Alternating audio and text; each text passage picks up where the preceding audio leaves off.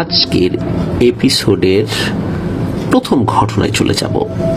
প্রথম যে ঘটনাটি, এই ঘটনাটি ঘটেছিল নারায়ণগঞ্জ জেলার ২৫০০ উপজেলার ২০ নন্দী ইউনিয়নের মোল্লাপাড়া নামক গ্রামের রফিক মিয়া নামক একজন ব্যক্তি ছিলেন। তার সাথে ঘটনাটির সময়কাল ১৯৯০-এর দশক হবে, এক্সাক্ট সাল বলা মুশকিল, ৯১, ৯২, ৯৩ বা ৯০ এরকমও হতে পারে। আর এই ঘটনাটি যিনি আমাদেরকে দিয়েছেন তার বাড়ি নারায়ণগঞ্জে না হলেও উনি এই ঘটনাটি সংগ্রহ করেছিলেন। আর যিনি এই ঘটনা দিয়েছেন তিনি অবশ্য আমাদের পুরনো কেউ নন, তার নাম ফাইজান রহমান। ওনার বাড়ি দক্ষিণ কেরানীগঞ্জের হাসনাবাদে। উনি কেরানীগঞ্জ বা তার পার্শ্ববর্তী যে জায়গাগুলো, তো এই জায়গা রিলেটেড ঘটনাগুলো বেশি আমাদেরকে দিয়ে থাকেন। তো বিশেষ করে কামরাঙ্গীরচরের ঘটনাগুলো ইতিমধ্যে বেশ কয়েকটি আমরা প্রচার করেছি। তো তার ঘটনা দিয়েই মূলত আজকের এই এপিসোডটি শুরু করতে যাচ্ছি। তো রাত তখন বেশ গভীর হয়েছে। অগ্রহায়ণ মাসের প্রথম দিকে হালকা শীত পড়া শুরু করেছে। চারদিকে সাদা কুয়াশায় ঢেকে গেছে গ্রাম। এই মোল্লাপাড়া গ্রামের সব মানুষ তখন গভীর ঘুমে অচেতন হয়ে আছে। শুধু একজন মানুষ তখনও জেগে আছেন, আর তিনি হচ্ছেন এই রফিক মিয়া। রফিক মিয়া একজন স্থানীয় নাট্য লেখক। বয়স তখন প্রায় ৩৪-৩৫ হলেও তখনও বিয়ে করেননি। সংসারে মা ছাড়া ওনার আর কেউ ছিলেন না। তো মাকে নিয়ে ৩ রুমের ছোট্ট একটি টিনের ঘরে বসবাস তার। তো এই বয়সে এখনো বিয়ে করেন নাই, তাই গ্রামে বিভিন্ন মানুষ তাকে নিয়ে নানান ধরনের হাসি ঠাট্টা করে থাকে। তাতে অবশ্য রফিক মিয়ার কিছু যায় আসে না। গ্রামের মানুষ কে কি বললো তা নিয়ে তিনি মাথা ঘামান না। তিনি চলেন তার মতো করে। শিল্প সংস্কৃতির প্রতি তার অগাধ ভালোবাসা। গ্রামে একটি সুপরিচিত সাংস্কৃতিক জোটের সাথে জড়িত আছেন দীর্ঘদিন ধরে। সেই সূত্র ধরেই গ্রামের বিভিন্ন সাংস্কৃতিক অনুষ্ঠানের মঞ্চ নাটক লিখে থাকেন তিনি। কিছুদিন পরে গ্রামে একটা বড় ধরনের মেলা হতে যাচ্ছে। ৩ দিন ধরে চলবে সেই মেলা। সেখানে সাংস্কৃতিক অনুষ্ঠানের ব্যবস্থা রয়েছে। তো মেলা কমিটি সেই অনুষ্ঠানের জন্য একটা নাটক লেখার দায়িত্ব দিয়েছে রফিক মিয়াকে। তাই তিনি ওই রাত্রে গভীর রাত পর্যন্ত জেগে লেখালেখির কাজে ব্যস্ত ছিলেন। এমন রাত তিনি তো প্রায়ই জাগেন।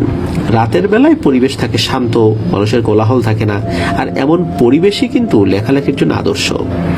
তাই তিনি নিজ ঘরে জানালার পাশে একটা টেবিলে খাতা কলম নিয়ে লিখতে বসে গেলেন। কিন্তু আজ রাতে কেন যেন তার লেখালেখির কাজে মন বসছে না। মনটা কেন জানি বিষণ্ণ হয়ে আছে। তারপরও ঘুম না আসার কারণে কিছু একটা লেখার চেষ্টা করে যাচ্ছেন।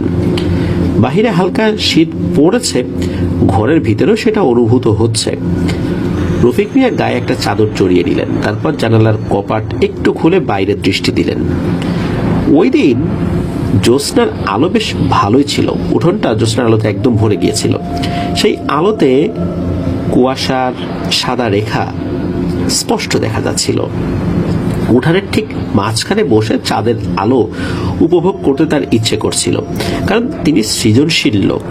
সৃজনশীল লোকদের কিন্তু আসলে জোর করে এক্ষুনি কোনো একটা কন্টেন্ট তৈরি করতে হবে, এটা কিন্তু আসলে করাটা কঠিন। কারণ তাদের মানসিক একটা প্রশান্তি বা মানসিক একটা ভাব না আসা পর্যন্ত কোনো ভালো কন্টেন্ট বের হন না বা বের হয় না। বিশেষ করে তিনি যেহেতু নাট্য লেখক, নাটক লেখার জন্য তো তার মানসিক একটা স্থিরতা বা প্রশান্তির প্রয়োজন। কিন্তু এই মানসিক স্থিরতা ওই রাতে কেন যেন ছিল না।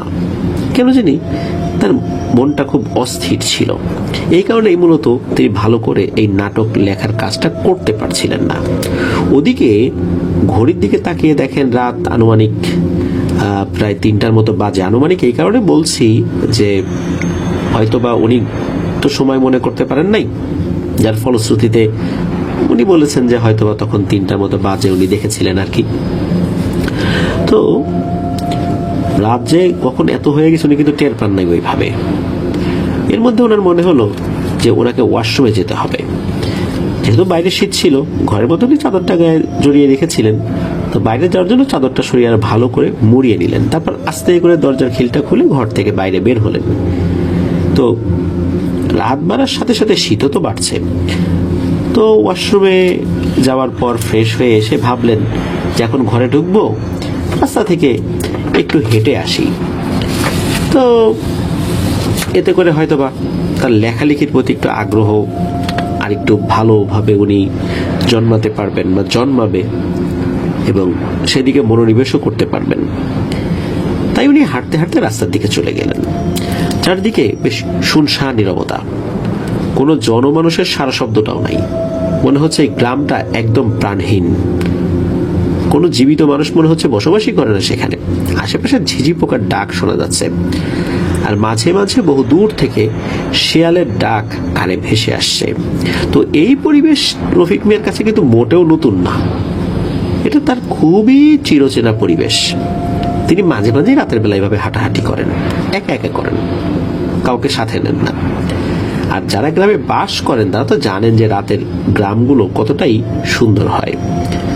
তো কিছুটা সময় হাঁটার পর ভাবলেন এত রাতে তো বাইরে থাকা ঠিক হবে না, যাই ঘরে চলে যাই, ঘরে গিয়ে লেখালেখির কাজে মনোনিবেশ করি, যদি মন না বসে শুয়ে পড়ব। তো এই চিন্তা করে উনি আবার বাড়ির দিকে হাঁটা শুরু করেছেন। তখনই দূর থেকে কিছু মানুষ রফিক মিয়ার দিকেই আসছে বলে মনে হলো।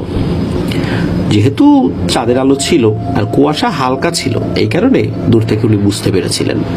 তো এত রাতে এই পথে মানুষের চলাচল করতে দেখে কিছুটা অবাকই হলেন রফিক মিয়া, কারণ এর আগেও এই ধরনের সময় উনি হাঁটাচলা করেছেন, কোনো মানুষের সাথে সচরাচর দেখা হয় না। দুই একজন হয়তো বা কোনো কারণে দেখা হলেও হতে পারে দু একজনের সাথে, কিন্তু একসাথে এতগুলো লোক আসছে, বিষয়টা আসলে রফিক মিয়ার কাছে একটু অন্যরকমই লাগে। তো লোকগুলো কাছে আসতেই রফিক মিয়া দেখতে পেলেন তারা সংখ্যায় 4 জন, আর তাদের সাথে একটা লাশও আছে। তবে লাশটি কোনো খাটিয়ায় বহন করে তারা নিয়ে যাচ্ছে না, 3 জন লাশটি কাঁধে বহন করে নিয়ে যাচ্ছে, আর একজন সামনে থেকে দিক নির্দেশনা দিচ্ছে। তো লাশের গায়ে মোড়ানো সাদা কাপড়টি বেশ ময়লাযুক্ত মনে হচ্ছে। এই কারণে ময়লাযুক্ত মনে হচ্ছিল যে হয়তো কবর খুঁড়ে কোনো লাশ তুলে আনা হয়েছে। কবর খুঁড়ে যদি কোনো লাশ তুলে আনা হয়, সেই লাশের সাথে যেই কাফনের কাপড়টা থাকে সেটা তো ময়লাযুক্ত, একটু হলদেটে হয়ে যায়, মনে হচ্ছে ওই রকম কিছু একটা, অনেকক্ষণ মাটিতে পড়েছিল বা এরকম, বা নোংরা কাপড় দিয়ে ডেড বডিটাকে পেঁচানো হয়েছে, এরকম মনে হচ্ছিল আর কি। তো লাশের সাথে থাকা লোকগুলোকে দেখতে কেমন যেন রহস্যজনক মনে হতে লাগলো তার। সবার পরনে ছিল আলখেল্লা, আর মুখে ছিল লম্বা দাড়ি, চোখ দুটো মনে হচ্ছে খুবই ছোট, কখনো কখনো মনে হয় সেখানে কোনো চোখই নেই, আবার মনে হচ্ছে না চোখ একটা আছে, একটা কৃষ্ণ গহ্বরের মতো, মানে একটা কালো ছিদ্রের মতো, ওইটাই তার চোখ। তবে রাতের বেলা উনি আসলে খুব একটা ভালো বুঝতে পারছিলেন না, তার কাছে এমনটা মনে হয়েছিল। তো ওই দিকটাতে রফিক মিয়া খুব একটা খেয়াল করেন নাই, তার কাছে 8-10টা স্বাভাবিক মানুষের চেহারার মতোই মনে হচ্ছিল। তিনি ভাবলেন রাতের বেলা হয়তো বা তাকে বিশেষ করে তাদেরকে এরকম দেখা যাচ্ছে, এমনটাই চিন্তা করেছেন আর কি। তো রফিক মিয়ার কাছাকাছি যখন তারা এসেছে, ওই তাদের আলখেল্লা থেকে কেমন একটা অদ্ভুত আতরের গন্ধ বের হতে লাগলো। আতরের গন্ধ বলতে বোঝাচ্ছি যে প্যারানর্মাল কোনো জিনিস যদি আসে তারা ভালো হয়, সাধারণত দেখা যায় এমন একটা সুঘ্রাণ, যে সুঘ্রাণ আসলে কেউ কখনো পায় নাই। কিন্তু এক্ষেত্রে ব্যাপারটা হলো কি, এই সুঘ্রাণটা এমন বিকট ছিল, কিছু কিছু আতর থাকে না যে একদম মানুষের দম আটকে ফেলে, এত কড়া আতর। তো এই টাইপের খুব কড়া আতর, যেটা মোটেও সুখকর অনুভূতি দিচ্ছে না। তো এই লোকগুলোকে আসলে রফিক মিয়া আগে কখনো গ্রামে দেখেনও নাই, আর উনি তো বিভিন্ন গ্রামে এই নাটকের কাজে যান, বিভিন্ন মানুষের সাথেই পরিচয়। তো এই লোকগুলোকে আগে কখনো দেখেছেন বলে ওনার মনেও পড়ছে না আশেপাশের 10 গ্রামে। তো যাই হোক, রাতের বেলা আসলে মানুষের চেহারা তো ওইভাবে বোঝাও যায় না স্পষ্টভাবে, যদি অপরিচিত লোক হয়তো আরো বোঝা যাবে না। তো তার গ্রামের লোক যে না, এটা তো উনি নিশ্চিত। তো রফিক মিয়া তাদেরকে সালাম দিয়ে জিজ্ঞেস করলেন যে জনাব, আপনারা কোথায় যাচ্ছেন? তাদের মধ্যে থেকে একজন স্বাভাবিকভাবে উত্তর দিল যে দেখতেই তো পাচ্ছেন লাশটি দাফন করতে যাচ্ছে। তো রফিক মিয়া আবার জিজ্ঞেস করলেন দাফন করতে যাচ্ছেন সেটা তো বুঝলাম, খাটিয়াও নাই, কাঁধে করে নিয়ে যাচ্ছেন, তা আবার এত রাতে কেন? তাছাড়া আপনারা যেদিক থেকে এসেছেন সেদিকেই তো একটা কবরস্থান ছিল। তো একদম সামনের দিকে যে লোকটি ছিল সেই লোকটি উত্তর দিল, এটা আসলে বেওয়ারিশ লাশ। বহু কবরস্থানে ঘুরেছে, কিন্তু কারো পারিবারিক কিংবা সমাজের কবরস্থানে এই লাশ দাফন করতে দিচ্ছে না। শুনলাম সামনে একটা কবরস্থান আছে, এই কবরস্থানের জায়গাটা সরকারি, তো ওখানেই নিয়ে যাচ্ছি। তো সরকারি কবরস্থানের কথা শুনে রফিক সাহেব একটু অবাক হলেন, কারণ সামনে সরকারি কোনো কবরস্থান আছে বলে রফিক মিয়ার জানা নাই।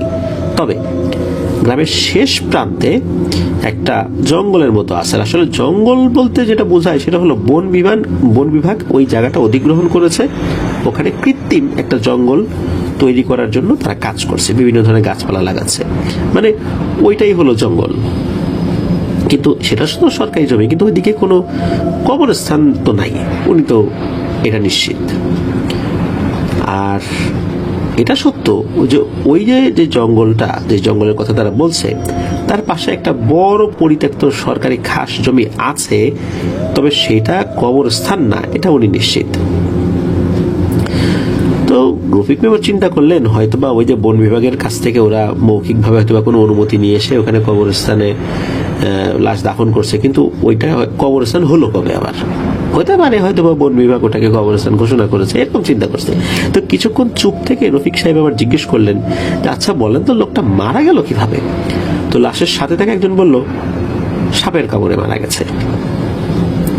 তো সাপের কামড়ে মারা গেছে কথা শোনার পর রফিক মিয়া আফসোস করলেন, আফসোসমূলক কিছু কথা বললেন। তখন রফিক মিয়া জানতে চাইলেন যে আচ্ছা লাশের জানাজার নামাজ পড়ানো হয়েছে? তখন তারা বললেন না, হয় নাই। তো এই কথা শুনে রফিকের মনটা খারাপ হয়ে গেল। মৃত ব্যক্তিটির জন্য কেমন যেন একটা মায়া হতে লাগলো তার। একটা মানুষ মারা গেছে, অথচ তার নিকট আত্মীয় স্বজনরা কেউ সেটা জানলই না, কারণ সে তো বেওয়ারিশ, তার পরিবার পরিজনকে খুঁজে পাওয়া যায়নি, এই জন্যই তো বেওয়ারিশ হয়েছে। তো হয়তোবা এই লাশটির পরিবার তার ফিরে আসার অপেক্ষার প্রহর গুনছে। তো এইসব ভাবতে ভাবতেই রফিক মিয়ার মনটা আরো খারাপ হয়ে গেল। রফিক মিয়া ধর্মকর্মের প্রতি খুবই উদাসীন ছিল, অলৌকিক কোনো জিনিসে তো তার বিশ্বাসই নেই। কিছুটা নাস্তিক প্রকৃতির লোকও বটে, মাঝে মাঝে শুক্রবারে জুম্মার নামাজে যায়, রেগুলার না। তাছাড়া মসজিদের ধারে কাছেও গেছেন না। আর জানাজার নামাজ তার কাছে একটা শুধু সামাজিক রীতিনীতি মাত্র, এরকমটাই মনে হয়, তাছাড়া আর কিছু তার কাছে মনে হয় না। কিন্তু তারপরেও ওই রাত্রে কেন যেন এই মৃত ব্যক্তিটির জানাজায় অংশ নিতে ইচ্ছে করছে, তাকে অন্তিম বিদায় জানাতে ইচ্ছে করছে। এমন চিন্তা বা মনের এই আবেগটা আগে কখনো হয়নি তার। তাই তিনি তাদের সাথে যাওয়ার আগ্রহ প্রকাশ করলেন। তারাও এতে আপত্তি করলেন না, শুধু একটু মুচকি হেসে সম্মতি জানালেন। আসলে এই হাসির রহস্যটা কি? যাই হোক, রফিক মিয়া তাদের পেছনে পেছনে চলতে লাগলেন। যাওয়ার পথে হঠাৎ রফিক মিয়া জিজ্ঞেস করলেন, আচ্ছা বলেন তো কোন সাপে কামড় দিয়েছে? আপনারা কিছু জানেন? তো সামনের দিকে যে ব্যক্তি ছিলেন তিনি জবাব দিলেন, কালকেউটে সাপে কামড় দিয়েছে। তো রফিক মিয়া চিন্তা করলেন, আসলেই তো ইদানিং গ্রামে সাপের উপদ্রব বেড়ে গেছে। এই তো গত পরশু দিনের কথা, করিম মুন্সির ছেলে নুরু মুন্সিকে সাপে কেটেছে। এই নুরু মুন্সি তার বাবার সাথে বিলে মাছ ধরতে গেছিল, তখন কালকেউটে কামড় দিয়েছে। তো সাপে কামড় দেওয়ার সাথে সাথে নুরু মুন্সিকে নিয়ে যাওয়া হয় ওঝার কাছে। ওই সময় কিন্তু রফিক মিয়া বারবার বলেছিলেন যে দ্রুত হসপিটালে নিয়ে যাওয়ার জন্য, কিন্তু কে শুনে কার কথা? গ্রামের মানুষ কুসংস্কারে বিশ্বাসী, যার কারণে তারা হসপিটালে না নিয়ে গেছেন ওঝার কাছে। আর যেখানে সাপে কামড় দিয়েছে সেখানে এমন ভাবে একটা শক্ত করে দড়ি বেঁধেছে, যার ফলশ্রুতিতে রোগীর অবস্থা আরো খারাপ। কারণ একটা ধারণাই আছে যে ওইখানে শক্ত করে বেঁধে দিতে হবে, যার ফলে ওই বিষটা উপরে উঠতে পারবে না, এমন একটা ধারণা। আসলে শক্ত করে যদি বেঁধে দেওয়া হয় ওই জায়গাটা প্যারালাইজড হয়ে যেতে পারে এবং ওইখানে পচন ধরতে পারে। তো এই বিষয়টা কিন্তু ডাক্তাররা বলে থাকেন, কিন্তু আমরা তো এই বিষয়গুলো বিশ্বাস করি না, যার ফলশ্রুতিতে এই কাজটা করা হয়েছিল। আর ওঝার কাছে নিয়ে যাওয়া হয়েছিল, ওঝার টুকটাক ঝাড়ফুঁক করতে গেছে, এর ভিতরে সে মারা গেছে। তো হঠাৎ করে কি হয় যে ওই লোকগুলো যে হেঁটে যাচ্ছে মনে হচ্ছে হাঁটার শব্দটাও মিলিয়ে গেল, কিন্তু এতক্ষণ কিন্তু হচ্ছিল, হাঁটার শব্দটা হচ্ছিল। আর যখন হাঁটার শব্দটা মিলিয়ে গেল তখন চারপাশে একটা অদ্ভুত নীরবতা, এক ভয়ঙ্কর নীরবতা নেমে আসলো। রফিক মিয়া আর কোনো কথা না বলে চুপচাপ তাদের সাথে হাঁটতে লাগলেন। তাদের যাওয়ার গতিবিধি দেখে রফিক মিয়া বুঝতে পারলেন যে তিনি যেটা ধারণা করছিলেন সেটাই ঠিক। তারা জঙ্গলের দিকে যাচ্ছে। ওই দিকটা বেশ নির্জন, রাতের বেলায় তো দূরের কথা, দিনেও কেউ ওই দিকে খুব একটা যায় না, যাওয়ার প্রয়োজনও হয় না। তবে ওই জঙ্গলে হিংস্র কোনো জীবজন্তুর অস্তিত্ব নেই। শেয়াল বাগদাসের মতো কিছু প্রাণী বসবাস করে ওই জঙ্গলে।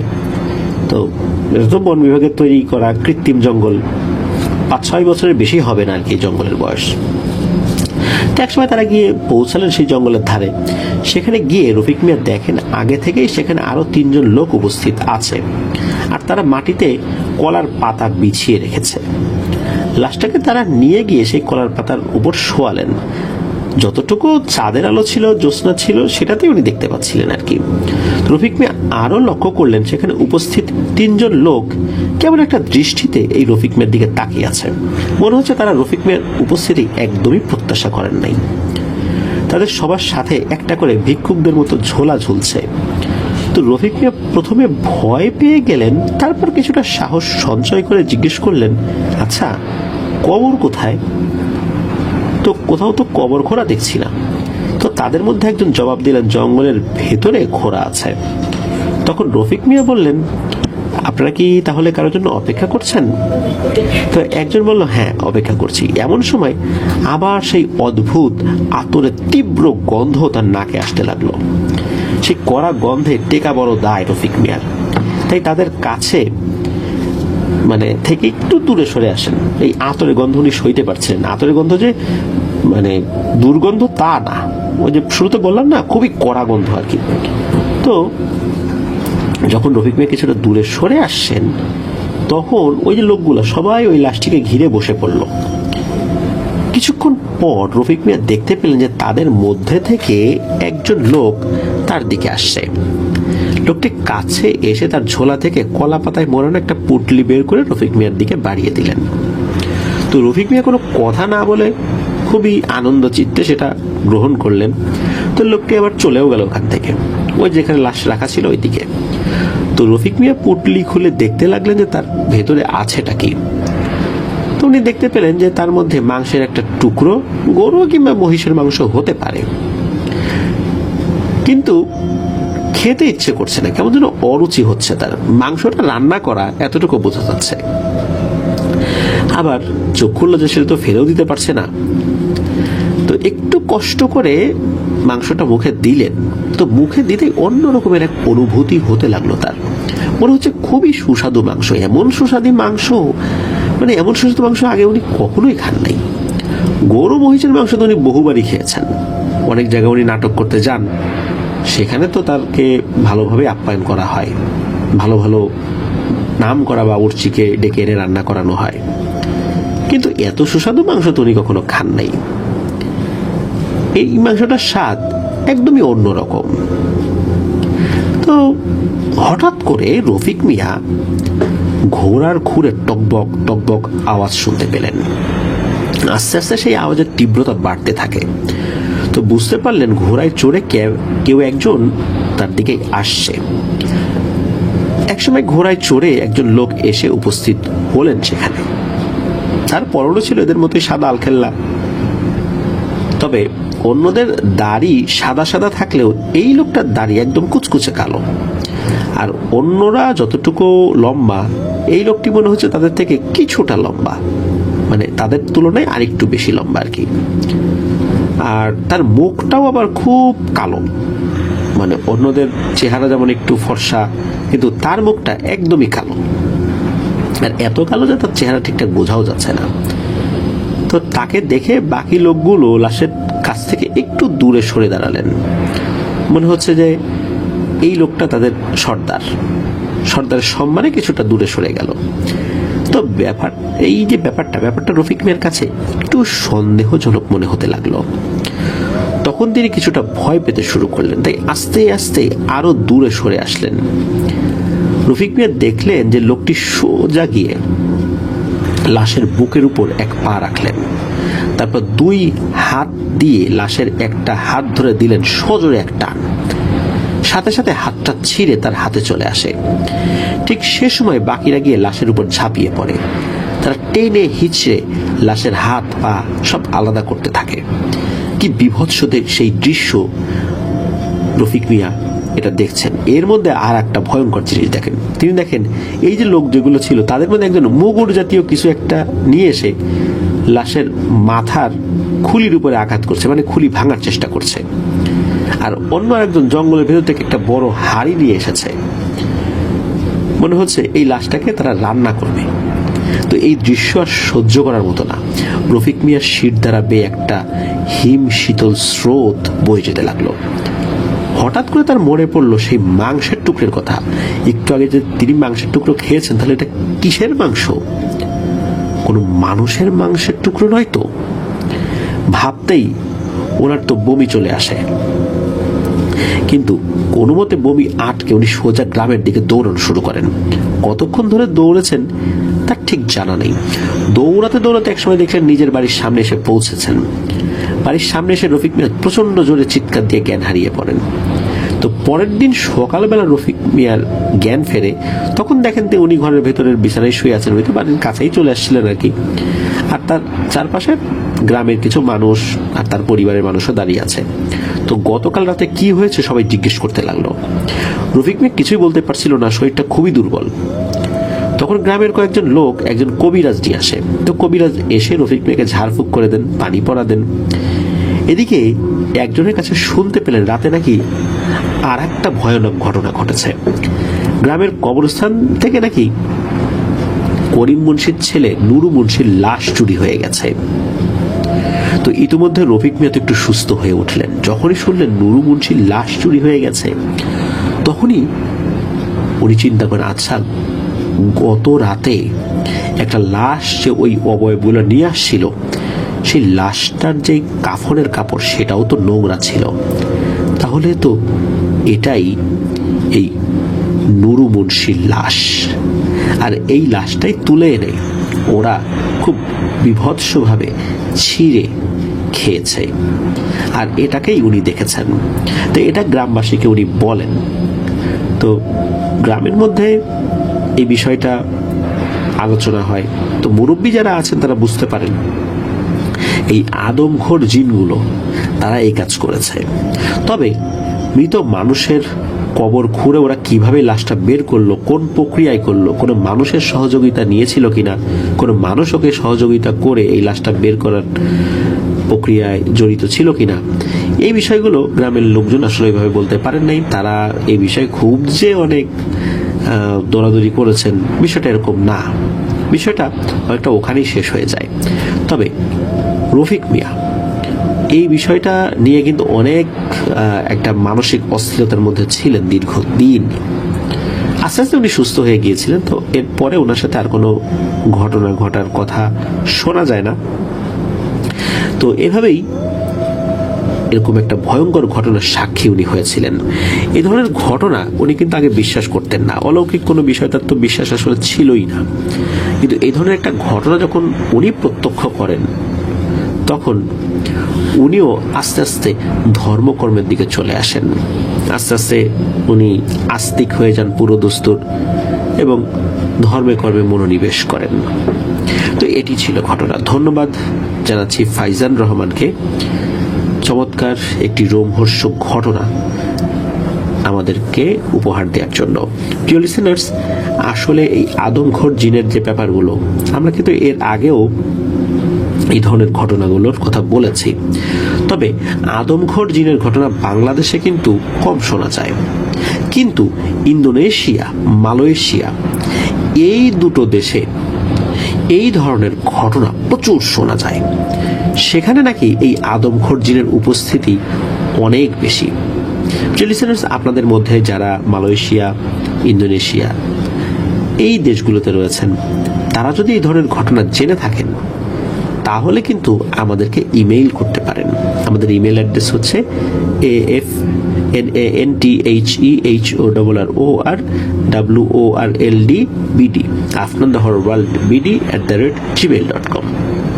ইমেল অ্যাড্রেসের স্পেলিংটাও আমরা আমাদের ভিডিওর ডেসক্রিপশনে দিয়ে রেখেছি, সেখানে গিয়ে স্পেলিংটা চেক করে নিতে পারবেন। প্রিয় লিসেনার্স, চলুন আমরা চলে যাব আমাদের এবারে নারায়ণগঞ্জ স্পেশাল এপিসোডের পরবর্তী আরও একটি নতুন ঘটনায়। প্রিয় লিসেনার্স,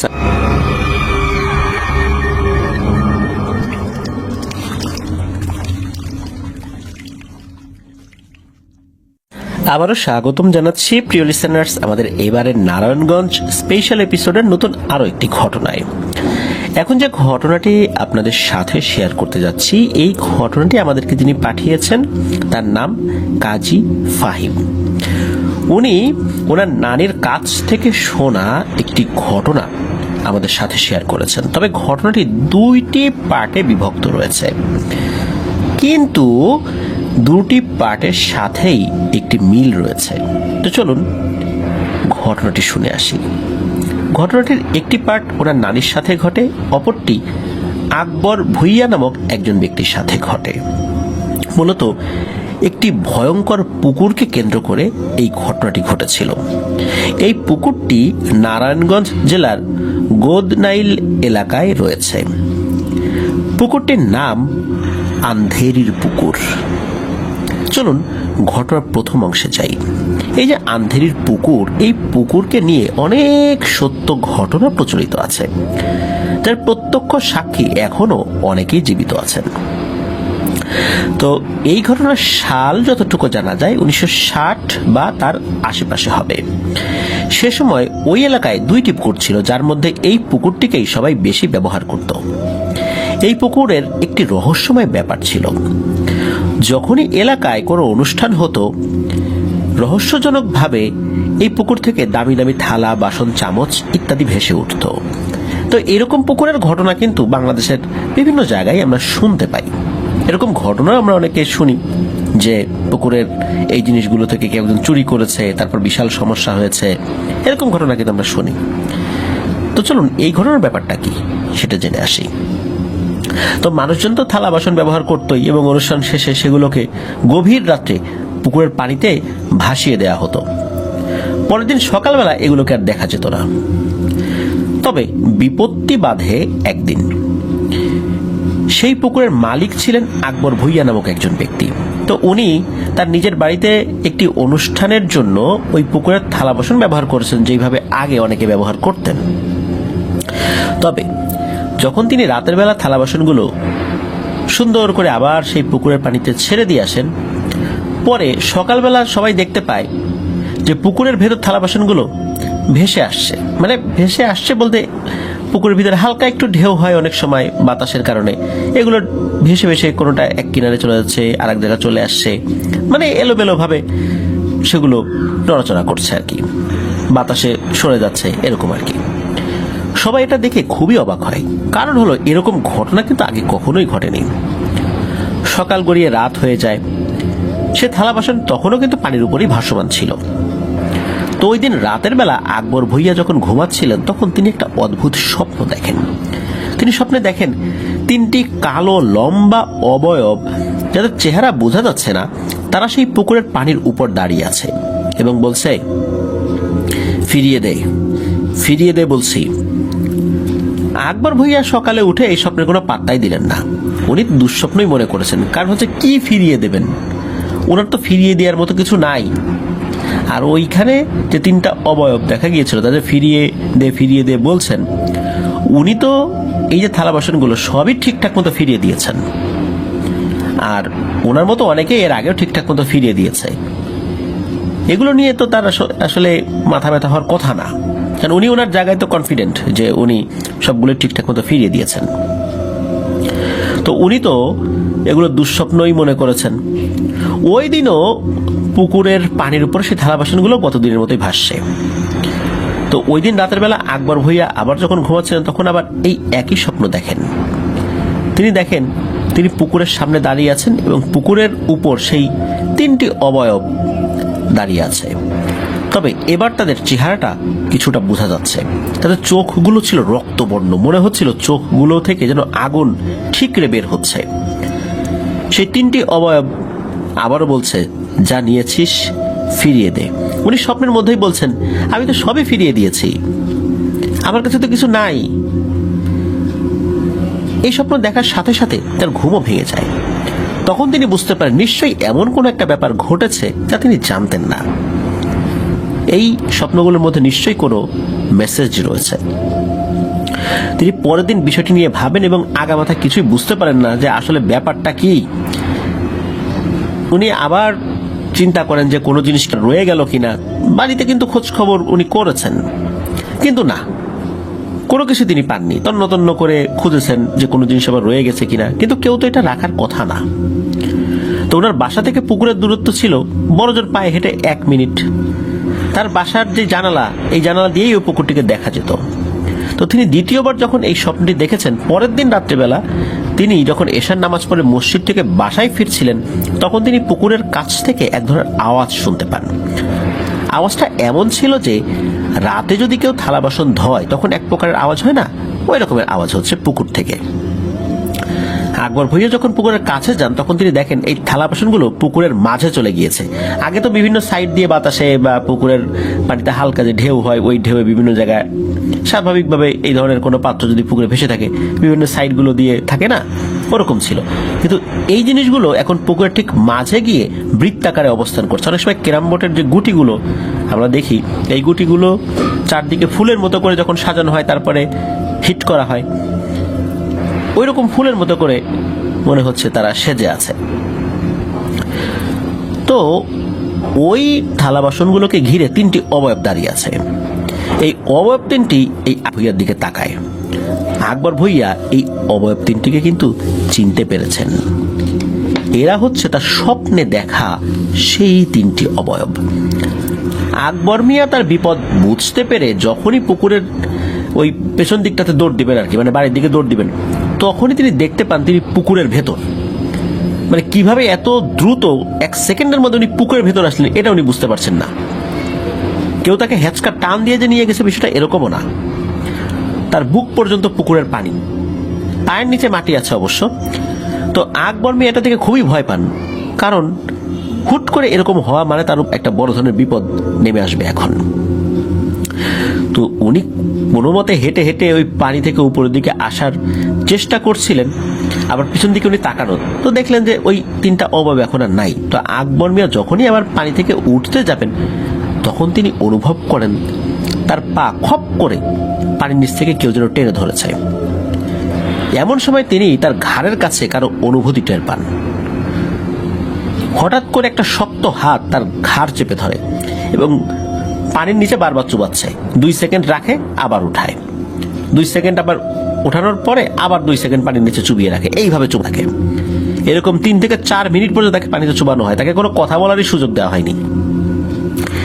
এক পর্যায়ে তার কানে একটা ভয়ঙ্কর কণ্ঠ বলে ওঠে, তোর বাড়ির কাজের লোক যেটা নিয়েছে তা ফিরিয়ে দে, না হলে ওই কাজের লোকের কোনো ক্ষতি করব না, তোর লাশ ভাসবে এই পুকুরেই।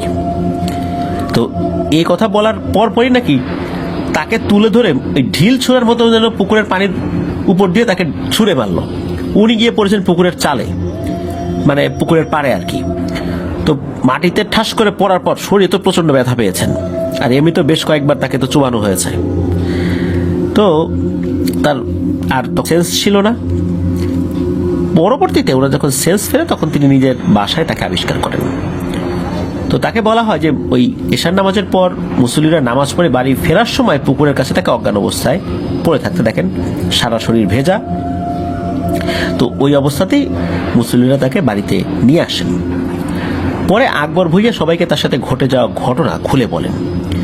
তিনি তার বাসায় থাকা যারা কাজ করতেন আর কি, এই লোকগুলোকে খুব ভালোভাবে জিজ্ঞেস করেন যে তারা কিছু নিয়েছে কিনা। এক পর্যায়ে একজনের কথাবার্তায় সন্দেহ মনে হলে তাকে খুব ভালোভাবে জিজ্ঞাসাবাদ করা যখন হয়েছে তখন স্বীকার করে যে সে লোভে পড়ে একটা ছোট্ট সুন্দর বাটি তার ঘরে রেখে দিয়েছে। তো দ্রুত ওই সময় গিয়ে সেই বাটি খুঁজে বের করে ওই রাত্রেই ওই বাটিটা পুকুরের পানিতে ভাসিয়ে দেওয়া হয়। তো এরপর ওই যে পুকুরের যে বাটিগুলো ভেসেছিল না, ওগুলো আর কিন্তু দেখা যায় নাই। এই যে ভয়ানক ঘটনা তার সাথে ঘটলো, এরপরে উনি সিদ্ধান্ত নেন যে এই পুকুরটি তিনি সেচ দিয়ে একদম ফাঁকা করে ফেলবেন। তো উনি তো ওই সময় যে পাম্পগুলো ছিল, শক্তিশালী পাম্প যেগুলো দিয়ে পানি সেচা হতো আর কি, তো সেগুলো দিয়ে উনি পুকুর সেচার কাজ শুরু করেছেন। তো আজব ব্যাপার হচ্ছে, সারাদিন পাম্প চালানোর পরও সেই পুকুরের পানি শেষ হয় না। তো আকবর ভূঁইয়া তাতেও হাল ছাড়লেন না, তিনি পরের দিনও পাম্প চালানোর সিদ্ধান্ত নেন। প্রয়োজনে আরো পাম্প এসে সেখানে যুক্ত হবে, এরকম সিদ্ধান্ত নিয়েছেন। কততে পানি কমবে না, পানি কমতেই হবে। তো ওই দিন গভীর রাত্রে আকবর ভূঁইয়ার বাসার কাছ থেকে প্রচন্ড জোরে একটা আওয়াজ আসে। তার বাড়ির আশেপাশে থাকা সকল মানুষের ঘুম ভেঙে যায় সেই আওয়াজে। সবাই তো আকবর ভূঁইয়ার বাড়িতে এসে উপস্থিত হয়। সবাই একটা বিষয় দেখে পুরো অবাক হয়ে যায়। তারা দেখে আকবর ভূঁইয়ার সদ্য নতুন করে তোলা দোতলা বাড়িটি ভেঙে পড়ে রয়েছে, আর তার পাশে বসে আকবর ভূঁইয়ার পরিবার কান্নাকাটি করছে। সে রাতে কিন্তু কোনো প্রকার ভূমিকম্প হয়নি, তাহলে সদ্য করা নতুন বাড়িটি ভাঙলো কিভাবে? আল্লাহর অশেষ রহমতে আকবর ভূঁইয়ার পরিবার সে বাড়িতে তখনও ওঠেনি, তারা অন্য বাড়িতে থাকতো। মানে তাদের যে জায়গা, ওই জায়গাতেই কিন্তু আগের যে ঘর, সেই ঘরটাতে থাকতো, এবং পাশে আর একটা নতুন ঘর তৈরি করছিলেন তারা, দোতলা। প্রায় সম্পূর্ণ হয়ে গিয়েছিল। অল্প কয়েকদিন পরে সেটার মানে সেই বাড়িতে উঠবেন, সেটার উদ্বোধন হবে, এমন কথাই ছিল। তো যাই হোক, ভোরের দিকে যখন মিয়া ঘুমিয়েছেন, তখন এই আকবর সাহেব উনি 3টি অবয়বকে স্বপ্নে দেখেন। এই 3টি অবয়ব কড়া গলায় তাকে বলল, আর যদি জীবনেও এই পুকুর সেচার নাম নিস, তাহলে তোর পুরো পরিবারকে এই পুকুরের তলানিতে গেঁথে মারবো, লাশও খুঁজে পাওয়া যাবে না। তো পরবর্তীতে আকবর ভূঁইয়া বা অন্য কেউ পুকুর সেচেও নেই, বালি দিয়েও ভরাট করেনি। পুকুরটি এখনো পরিত্যক্ত অবস্থাতেই রয়েছে। তার আশেপাশে অনেকগুলো বিল্ডিং করা হয়েছে। বিগত 30 বছর যাবৎ সেখানে কোনো প্রকারের ভৌতিক ঘটনা ঘটেছে বলে শোনা যায়নি। পুকুরটিকে এখন সবাই ভূঁইয়া বাড়ির পুকুর নামেই চেনে। তো এটা তো গেল আকবর ভূঁইয়ার সাথে ঘটে যাওয়া ঘটনা। এবার আসি অন্য আরেকটি ঘটনা। সেই ঘটনাটি আমাদেরকে যিনি আমাদের ঘটনা পাঠিয়েছেন, তার নানির সাথে ঘটেছিল। তো এই ঘটনাও কিন্তু এই পুকুরকে কেন্দ্র করেই। এটা যে অন্য কোনো ঘটনা তা না, আমরা তো শুরুতেই বলেছি যে এই ঘটনায় 2টি পার্ট রয়েছে। তো এই কাজী ফাহিম ভাইয়ের যিনি নানি, তার সাথে ঘটনাটি ঘটেছিল 1964 সালে। তখন ওনার নানির বয়স ছিল 12-13 বছর। ছোটবেলায় ওনার নানি খুবই চঞ্চল প্রকৃতির একটা মেয়ে ছিলেন। সারাদিন তিনি মাঠে ঘাটে ঘুরে বেড়াতেন। তো ঘটনা যখন ঘটে, সময়টা ছিল তখন শীতকাল। এক সন্ধ্যার দিকে ওনার নানি মাঠ থেকে খেলে তার বাসায় যাচ্ছিলেন। সেই সময় এই পুকুরটির পাশ দিয়েই ওনার নানির বাসায় যাওয়ার জন্য একটি সাঁকো তৈরি করা হয়েছিল। তো সেই সাঁকো দিয়ে খুব সহজেই ওনার নানির বাসায় যাওয়া যেত। শীতকাল থাকার কারণে পুকুরের মধ্যে পানির পরিমাণও ছিল কম। তো ওনার নানি ওই সাঁকো পার হচ্ছিলেন। যখন অর্ধেক রাস্তা পার হয়ে গিয়েছেন, তখন তিনি অদ্ভুত একটি ঘটনা লক্ষ্য করেন। তিনি লক্ষ্য করেন পুকুরের ভেতর এক বিন্দু পরিমাণ পানিও নেই, সমস্ত পুকুর শুকনো হয়ে রয়েছে। তিনি খুবই আশ্চর্য হন, কেননা তিনি খেলতে যাওয়ার আগেও দেখে গিয়েছিলেন যে পুকুরটা কিন্তু পানিতে ভর্তি ছিল। তিনি আরো লক্ষ্য করেন পুকুরের তলানিতে একটি নৌকা রয়েছে, এবং সেই নৌকার ভেতরে একটি জিনিস চকচক চকচক করছিল। তিনি সেই বস্তুটি কি তা দেখার জন্য করেছেন কি, ওই সাঁকো থেকে নেমে আসছেন, নেমে পুকুরে নামছেন। আস্তে আস্তে ওই নৌকার কাছে যেতে থাকেন। তো পুকুরে পানি না থাকলেও কাদা কিন্তু ছিল। এক পর্যায়ে যখন তিনি নৌকার খুবই কাছে চলে এসেছিলেন, তখন তিনি দেখতে পেলেন পুকুরের মধ্যে আস্তে আস্তে কোথা থেকে যেন পানি আসা শুরু করেছে।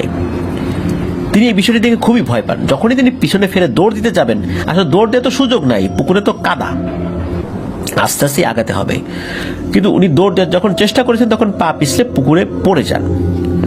যখন তিনি নিজেকে সামলে নিয়ে উঠে দাঁড়ান, তখন পর্যন্ত বুক পর্যন্ত পানি উঠে এসেছে। সবচেয়ে আশ্চর্যের ব্যাপার হচ্ছে, উনি কিন্তু খুবই ভালো সাঁতার জানতেন, তবে কেন জানি তখন উনি সাঁতার কাটতে পারছিলেন না। শীতকাল থাকার কারণে পুকুরের পানি খুবই ঠান্ডা ছিল। এবং তার সাথে যে ঘটনাগুলো ঘটছে সে সকল ঘটনার আকস্মিকতায় তিনি এক পর্যায়ে ওই অবস্থাতেই জ্ঞান হারান, ওই পানির মধ্যে জ্ঞান হারিয়েছেন। তার যখন জ্ঞান ফেরত আসলো তখন তিনি তাকে নিজের বাসা আবিষ্কার করলেন এবং দেখলেন তার পরিবারের সদস্যরা বসে আছে তার পাশে। তিনি দেখলেন তার মা তার খালা একসাথে বসে তার পা মালিশ করে দিচ্ছে, আর তার বাবা তার মাথায় তেল মালিশ করে দিচ্ছে। যখন তার জ্ঞান ফেরত আসে আর কি, তখন একটু স্বাভাবিক হয়েছেন। তার মা তাকে জিজ্ঞেস করলো কি হয়েছিল। তিনি পরবর্তীতে তার সাথে ঘটে যাওয়া এই ভয়ঙ্কর ঘটনা বিস্তারিত খুলে বলেন। তার বাবা তখন তাকে বলেন তিনি তার খালাকে নিয়ে যখন বাসায় ফিরছিলেন তখন তিনি দেখেন এই অবস্থা, যে তার মেয়ে পানিতে ডুবে যাচ্ছে। পরবর্তীতে তার খালা এবং বাবা দুজনে মিলেই তাকে পানি থেকে উদ্ধার করে বাসায় নিয়ে আসেন। পরবর্তীতে এই ফাহিম ভাইয়ের নানিকে স্থানীয় একজন ইমাম সাহেবের কাছে নিয়ে যাওয়া হয়। ইমাম সাহেব সব ঘটনা শুনে নানিকে কিছু পানি পড়া এবং একটি উপদেশ দেন। সেটি হচ্ছে যে নানির জন্য দ্রুত বিয়ে দিয়ে দেওয়া হয়। তো তখনকার যেই প্রেক্ষাপট, তখন তো অনেক অল্প বয়সে মেয়েদের বিয়ে হয়েছে, তো এর অল্প কিছুদিন পরে নানিকে বিয়েও দিয়ে দেওয়া হয়। তো নানি সেই এলাকারই একটি বাসায় থাকা শুরু করেন। এরপর কেটে যায় প্রায় 10 বছর। নানির একটি মেয়ে আর 6 জন ছেলের জন্ম হয়। তো ভালোই কাটছিল সবকিছু। তবে এ সময় নানির পরিবারে নেমে আসে ভয়াবহ এক অন্ধকার। এক সময় এই যে নানা, ফাহিম ভাইয়ের নানা, উনি টিউবারকিউলোসিস যক্ষা রোগে আক্রান্ত হন। বিছানায় সম্পূর্ণ শয্যাশায়ী হয়ে পড়েন। সে সময় এই যক্ষা রোগের চিকিৎসা ছিল খুবই ব্যয়বহুল এবং জটিল। যক্ষা রোগে আক্রান্ত হলে তার মৃত্যু অবধারিত ছিল। ওই সময় একটা কথা ছিল যে যার হয় যক্ষা তার নাই রক্ষা। এখন যদিও চিকিৎসা ব্যবস্থা উন্নতি হয়েছে, কিন্তু ওই সময় কিন্তু যক্ষা হলে খুবই খারাপ অবস্থা হয়ে যেত। তো নানির পরিবার থেকে সাহায্য করা হলেও এই পরিবারকে এগিয়ে নেওয়ার জন্য আরো অনেক টাকা পয়সার প্রয়োজন ছিল। ফলে নানি বাধ্য হয়ে একটি মিলে কাজ করা শুরু করেন। এক রাতের ঘটনা, নানি যখন মিল থেকে কাজ করে রাতে বাসায় ফিরছিলেন তখন সেই পুকুরের কাছ দিয়ে যাচ্ছিলেন। এই পুকুরে তো তার সাথে একটা ভয়ঙ্কর ঘটনা ঘটেছিল, এটা তো উনি জানেন। তারপরে যাওয়ার পথই তো এটা, কি আর করবেন। তো যখন নানি যাচ্ছিলেন ওই দিকটা দিয়ে, নানি এ সময় খেয়াল করেন যে পুকুরের কিনারায় অনেকগুলো টাকা ভেসে উঠেছে। খুব চকচক চকচক করছে টাকাগুলো, স্বর্ণের টাকা। তো নানি এ সকল টাকা দেখে খুবই আশ্চর্য হন, কিন্তু ভয় পান না। তিনি কি করেছেন, সেই টাকাগুলো পানি থেকে উঠিয়ে বাসায় নিয়ে আসছেন এবং গুনে দেখেন যে প্রায় যদি 1 টাকা বলি, একটা কয়েনের উপর 1 টাকা লেখা থাকে যদি বলি, এরকম 100টা স্বর্ণের গোলাকার মুদ্রা বা টাকা পেয়েছেন তিনি। এইভাবে প্রায় প্রতিদিনই নানি যখন তার ডিউটি সেরে বাসায় ফিরতেন তখন পুকুর থেকে এরকম টাকা পেতেন। তো একদিন রাতের বেলা নানি যখন ঘুমাচ্ছিলেন তখন বাড়ির বাইরে থেকে একটি গলার আওয়াজ পান।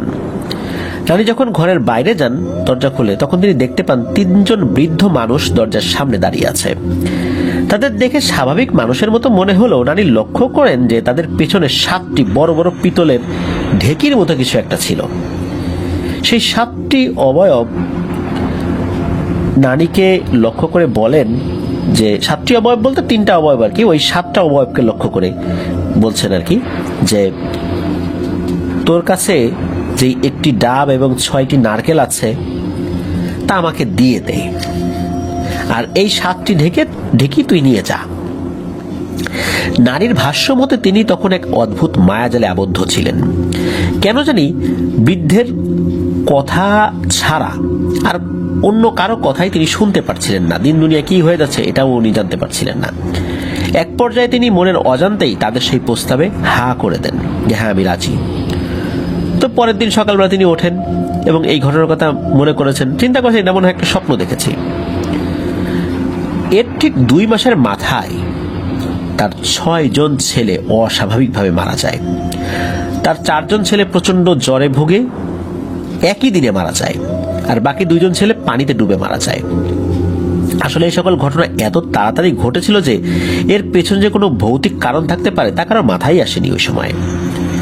নানির পরবর্তীতে মাত্র একটি সন্তান জীবিত থাকে, তার নাম ছিল রাবেয়া।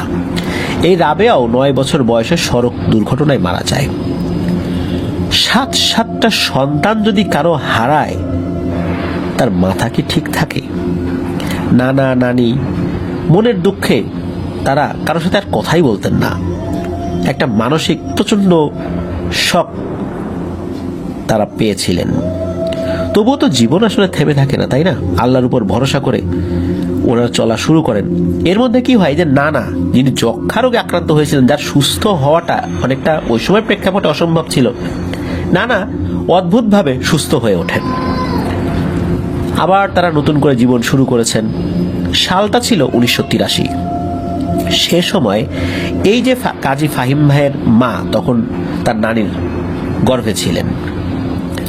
তো এক রাত্রে ওনার নানি যখন ঘুমিয়েছিলেন, তিনি একটা অদ্ভুত স্বপ্ন দেখেন। তিনি দেখেন সেই পুকুর পাড়ে তিনি দাঁড়িয়ে এবং তার সামনে 3টা অবয়ব। সেই 3টা অবয়ব এই নানিকে লক্ষ্য করে বলছে, তোর পেটে যে ডাবটি আছে, এই ডাবটি আমাদেরকে দিয়ে দে, আর এই গয়নাগুলো তুই নিয়ে যা। তবে এইবার আল্লাহ তাআলার দয়ায় নানি তাদের মায়াজালে আবদ্ধ হন নাই। উনি ওখান থেকে চলে আসেন। তো স্বপ্নে এটা দেখেছেন যে উনি ওখান থেকে চলে এসেছেন, তাদের সাথে কোনো কথা বলে নাই। স্বপ্ন যখন ভেঙে যায় তখন এই সকল ভয়াবহ কথা তার মাকে খুলে বলেন। তিনি আরো বলেন, অনেক বছর আগে এই অবয়বগুলো তার কাছে এসেছিল, 6টি নারকেল এবং একটি ডাব চেয়েছিল। নানি তাদের মায়াজালে পড়ে তাদেরকে হা বলে দিয়েছিলেন। নানির মা এই সমস্ত কথা শুনে হাউ মাউ করে কাঁদতে থাকেন এবং কাঁদতে কাঁদতে বলেন, হায় রে, এ কি করছিস? তুই যদি আগে আমাকে বলতি তাহলে তো আমি একটা ব্যবস্থা নিতে পারতাম। তুই নিজেই তো তোর সন্তানদেরকে এদের হাতে দিয়ে দিয়েছিস। আমরা যদি জানতাম তাহলে তো এই সোনামানিকগুলো বাঁচানোর চেষ্টা করতে পারতাম, তারা হয়তো বা মারা যেত না। এখন আল্লাহ তো তাদের মৃত্যু এভাবে লিখে রেখেছেন। তো যেহেতু এই স্বপ্ন উনি দেখেছেন, তো নানির মা দেরি না করে ওই দিনই নানিকে একটি কবিরাজের কাছে নিয়ে যান, যার বাসা নারায়ণগঞ্জ জেলার জালকুড়ি নামক একটা জায়গা ছিল। অনেক আগের কথা, 1983 সাল। তো ওনার নানির সেই কবিরাজের নামটা ঠিক খেয়াল নাই, তবে যখন তারা কবিরাজের কাছে গিয়েছিলেন তখন সেই কবিরাজ নানির কথা সব মন দিয়ে শোনেন এবং দুঃখ প্রকাশ করেন। এবং উনি বলেন যে যদি আগে যে ঘটনা ঘটেছিল সেটা যদি উনি সবাইকে বলতেন, আর ওই যে যেই স্বর্ণের টাকা যেটা উনি ভাসতে দেখেছিলেন, এগুলো ছিল একটা ফাঁদ, একটা ট্র্যাপ। এই ট্র্যাপে উনি পড়ে গিয়েছিলেন, কারণ ওই সময় তার পরিবারের টাকার প্রয়োজন ছিল। কিন্তু ওই টাকাগুলো উনি কিন্তু ব্যবহারও করতে পারেন নাই, এক জায়গায় রেখেছিলেন, পরবর্তী সেটা আসলে ওইভাবে পাওয়া যায় নাই। কিন্তু এই ট্র্যাপে ফেলেই মূলত এই ভয়ঙ্কর কাজটি ওই দুষ্টু জিনেরা করেছিল। মূলত এই যে পিতলের ঢেকিগুলো দেওয়ার কথা যেগুলো বলা হয়েছিল, তার বিনিময়ে যে ডাব এবং নারকেল চেয়েছিলেন, তা মূলত ডাব বলতে নানির মেয়ে সন্তান, আর নারকেল বলতে নানির ছেলে সন্তানদেরকে চাওয়া হয়েছিল। আর এমন কিছু জিন থাকে যারা মানুষদেরকে এইভাবে ট্র্যাপে ফেলে বাচ্চাদেরকে বলি দিয়ে থাকে। তবে তারা মা অথবা বাবার অনুমতি না পেলে বাচ্চাদেরকে কিন্তু নিয়ে যেতে পারে না বা বলি দিতে পারে না। তাই অনেক সময় তারা বাবা মাকে মায়াজালে ফেলিয়ে বিভিন্ন ধরনের জিনিসের লোভ দেখিয়ে বাচ্চাদের বলির অনুমতি নিয়ে নেয়। তো 7টি সন্তান বলি দিয়েও কিন্তু ওরা ক্ষান্ত হয়নি। এখন যেহেতু নানির পেটে যে সন্তানটি রয়েছে তাকেও তারা বলি দিতে চায়। তো কবিরাজ আরো বলেন যে তুই যদি এই কথাগুলো তোর মার কাছে না বলতি, তাহলে এবার সন্তানটিও ভূমিষ্ঠ হওয়ার পর ওরা বলি দিয়ে ফেলতো। তো যখন কবিরাজের কাছে এই সমস্যার সমাধান চাওয়া হয়, তখন কবিরাজ অদ্ভুত ধরনের একটা সমাধানের কথা বলেন। তিনি বলেন, আর কিছুদিন পরেই হবে পূর্ণ গ্রহণ, অর্থাৎ সেই দিন চাঁদ সম্পূর্ণভাবে ফুটে উঠবে আকাশে। সেই রাতে এই কবিরাজ একটি কলসিতে কিছু পানি এনে দেবেন। এরপর নানা মানে নানির হাজবেন্ড এই পানিটা, চাঁদ যখন পুরোটা আকাশে ফুটে উঠবে তখন এই পুকুরের ভিতরে পানিটা ঢালতে হবে। পানি ঢালার বেশ কিছুক্ষণ পর পুকুরের ভেতর থেকে একটি নৌকা ভেসে উঠবে এবং সেই নৌকাটি এই নানার কাছাকাছি আসবে। নানা তখন যেটা করবে সেটা হচ্ছে এই নারীর কাছে যত ধরনের স্বর্ণ যেগুলো আছে এই সব কিছু এই নৌকার ভিতরে দিয়ে দিতে হবে। তখন নৌকাটি আস্তে আস্তে আবার মাছ পুকুরে চলে যাবে। আর তখন নানাকে এক নিঃশ্বাসে পিছন দিকে না তাকিয়ে এক দৌড়ে বাসায় চলে আসতে হবে। আর নানা যখন বাসায় আসবেন তখন নানি তাকে হালকা গরম পানি দিয়ে গোসল করিয়ে দিবেন। এটাই সমাধান, এর থেকে আর সহজ উপায় হয় না, এটা কবিরাজ বলে দেন। তো ওনারাও রাজি হয়েছেন। এর কয়েকদিন পরে ছিল সেই কাঙ্ক্ষিত পূর্ণ গ্রহণের রাত। সে রাতে নানা কবিরাজের দেয়া কলসি এবং নানির যত অলংকার রয়েছে তা একটি পুটলিতে বেঁধে নেন। চাঁদ যখন উঠেছিল তখন উনি পুকুর পাড়ে গিয়েছেন এবং সেই কলসির পানি পুকুরে ফেলে দেওয়ার কিছুক্ষণ পর একটি নৌকা পুকুরের ভেতর থেকে উপরে উঠে আসে এবং যখন নৌকাটি কাছে আসে তখন একে একে কাছে চলে এসেছে, তখন নানা নানির সকল অলংকার ওই নৌকার মধ্যে দিয়ে দেন এবং ঘুরে এক নিঃশ্বাসে বাসায় চলে আসেন। একটা দৌড় দিয়েছেন, বাসায় চলে আসছেন। তো নানি এরপরে হালকা গরম পানি দিয়ে ওনাকে গোসল করে দিয়েছেন। তো এরপর নানির সাথে আর কোনো ধরনের ভৌতিক ঘটনা ঘটেনি। কাজী ফাহিমের আম্মা উনি সুস্থভাবে স্বাভাবিকভাবে জন্মগ্রহণ করেন। এরপর কাজী ফাহিমের আরো দুইটি মামা মানে তার নানির আরো দুটি ছেলে সন্তান হয়। এই ছেলে সন্তানদের মধ্যে একজন মাওলানা এবং একজন ব্যবসায়ী বর্তমানে যারা আছেন আর কি। তো এভাবেই ভুলের কারণে তার 7টি সন্তান এই দুষ্টু জিনেদের বলি হয়ে গিয়েছিল। এই আন্ধারি পুকুরের ভেতরে থাকা এই জিনেদের ফাঁদে পড়ে। প্রিয় লিসেনার্স, এমন ঘটনা যদি কারো ঘটে, যদি কেউ স্বপ্নে দেখেন, যারা সন্তানের বাবা বা মা হয়েছেন, তা যদি এই ধরনের বিষয় কখনো দেখেন স্বপ্নের মধ্যে, অবশ্যই সতর্ক থাকবেন। আর এই স্বপ্নের কথাগুলো গোপন করবেন না। দ্রুত ভালো কোনো আলেমের সাথে পরামর্শ করে এই বিষয়ে দ্রুত সিদ্ধান্ত না নিলে পরিবারে ভয়ানক একটি বিপদ নেমে আসতে পারে। আল্লাহ আমাদেরকে হেফাজত করুন। ধন্যবাদ জানাচ্ছি কাজী ফাহিম ভাইকে চমৎকার রোমহর্ষক ঘটনা আমাদের সাথে শেয়ার করার জন্য। প্রিয় লিসেনার্স, চলুন চলে যাব আমাদের এবারের এপিসোডের পরবর্তী আরো একটি নতুন ঘটনায়। আবারও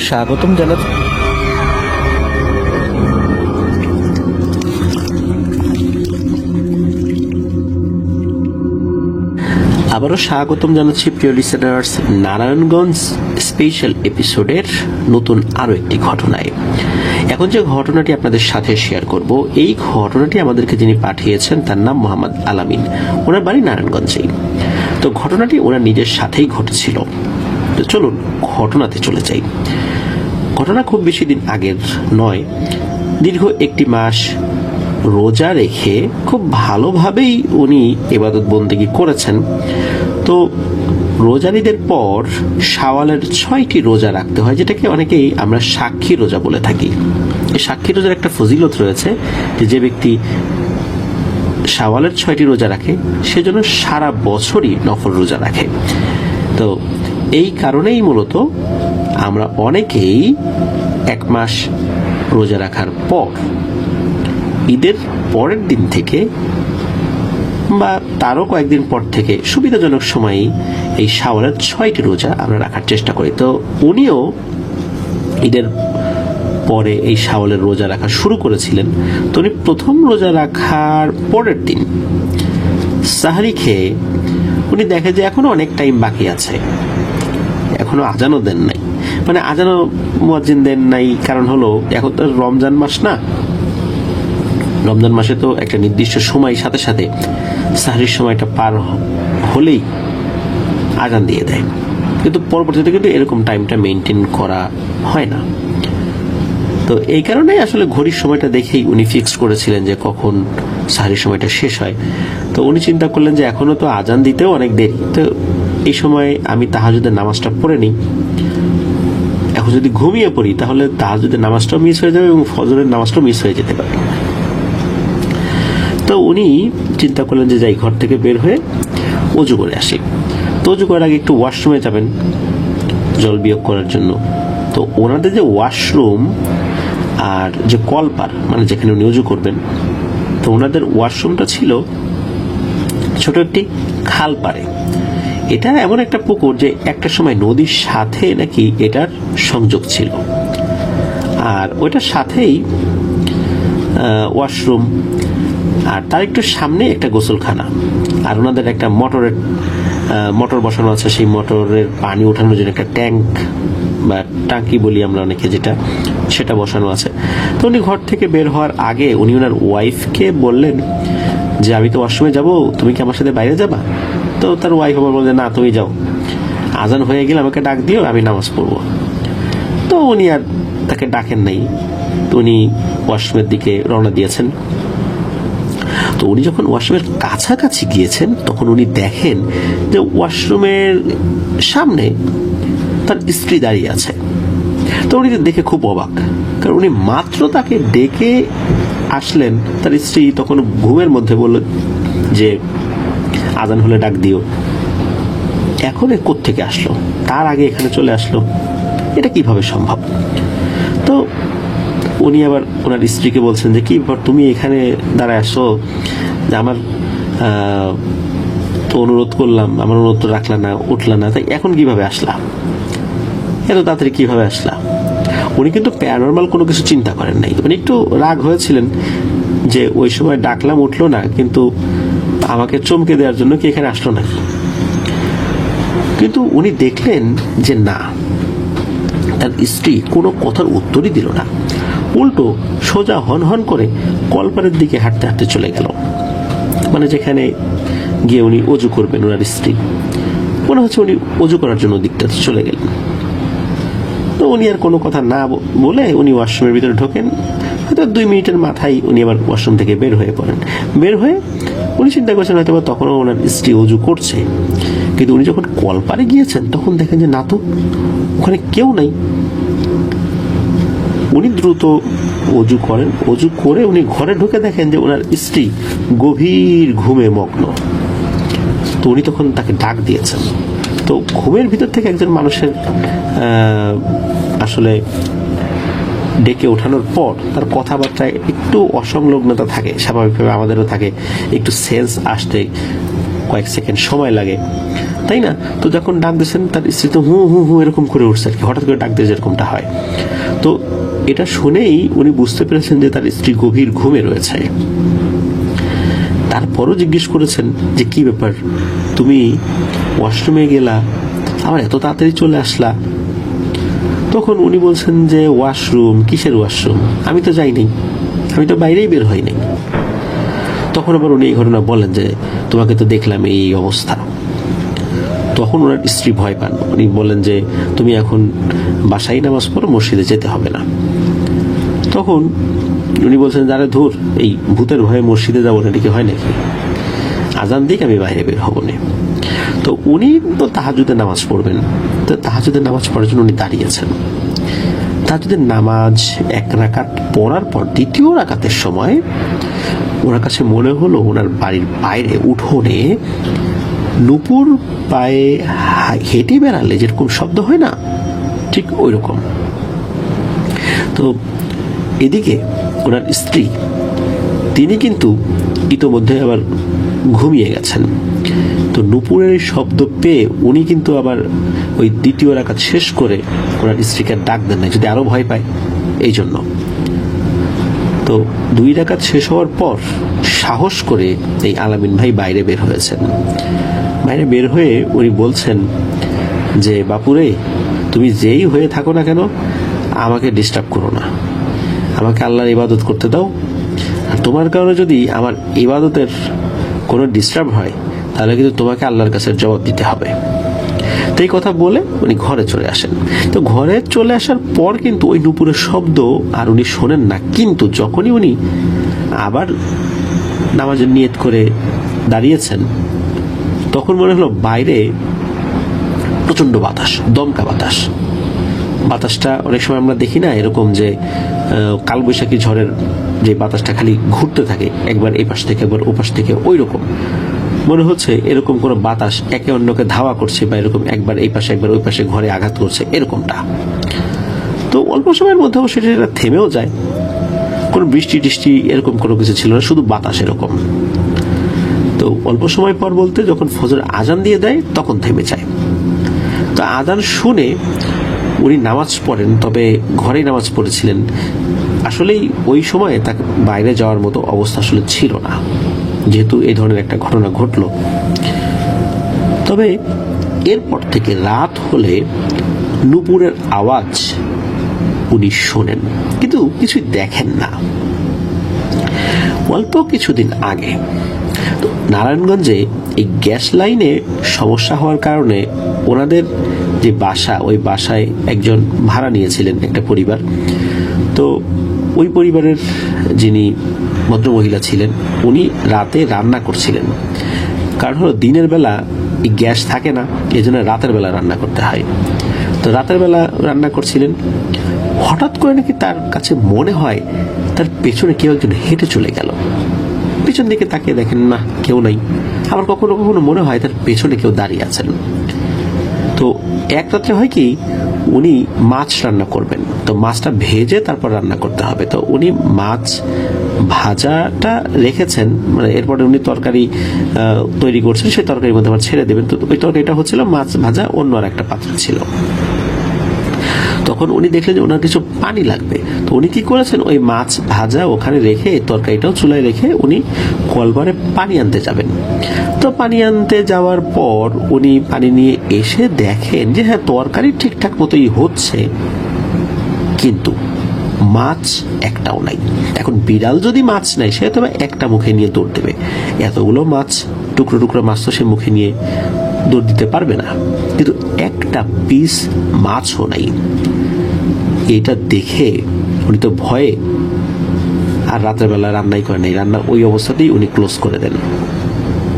তো তারপর এই বিষয়টা আলামিন ভাইকে বলেন। এরপর ওনারা এক হুজুরের কাছে যান। তখন সেই হুজুর কিছু অদ্ভুত তথ্য দেন। হুজুর বলেন ওনাদের এই বাসায় নাকি দুইটা জিন আছে, একটা মহিলা জিন আর অন্যজন সাদা পাঞ্জাবি পরিহিত পাগড়ি পরা, সেও একটা বৃদ্ধ জিন। তবে এই বৃদ্ধ জিনটা আগে ছিল না। তো হুজুর যেটা বলেন সেটা হলো যে ওই বাসাতে শুধু ওই মহিলা জিনটি ছিল। সেও যে বেশি দিন হলো এসেছে বিষয়টা এরকম না। তো যখন এই আলামিন ভাই তাহাজ্জুদের নামাজের সময় বের হয়েছিল, তখন ওই মহিলা জিনটা তাকে ভয় দেখানোর চেষ্টা করেছিল। তো এরপর উনি যখন নামাজে দাঁড়িয়েছেন, তখন এই নূপুরের আওয়াজ পায় তাকে ভয় দেখানোর চেষ্টা করেছিল। তো এরপর উনি যখন বাইরে বের হয়ে আসছেন, বের হয়ে আসার পর উনি বলেন যে তুমি যে মানে আমার ইবাদতে ডিস্টার্ব করো না। তো এরপর হয় কি, ওই দিক দিয়ে নাকি একটা ভালো জিন যাচ্ছিল, সেও পরহেজগার জিন। মূলত সেই পরহেজগার জিন ওই মহিলা জিনকে এসে প্রথমে অনুরোধ করে যে তুমি চলে যাও এখান থেকে, ওকে ডিস্টার্ব করো না, ওকে কেন ডিস্টার্ব করছো। কিন্তু সে নাকি বলে যে না, আমি যাব না।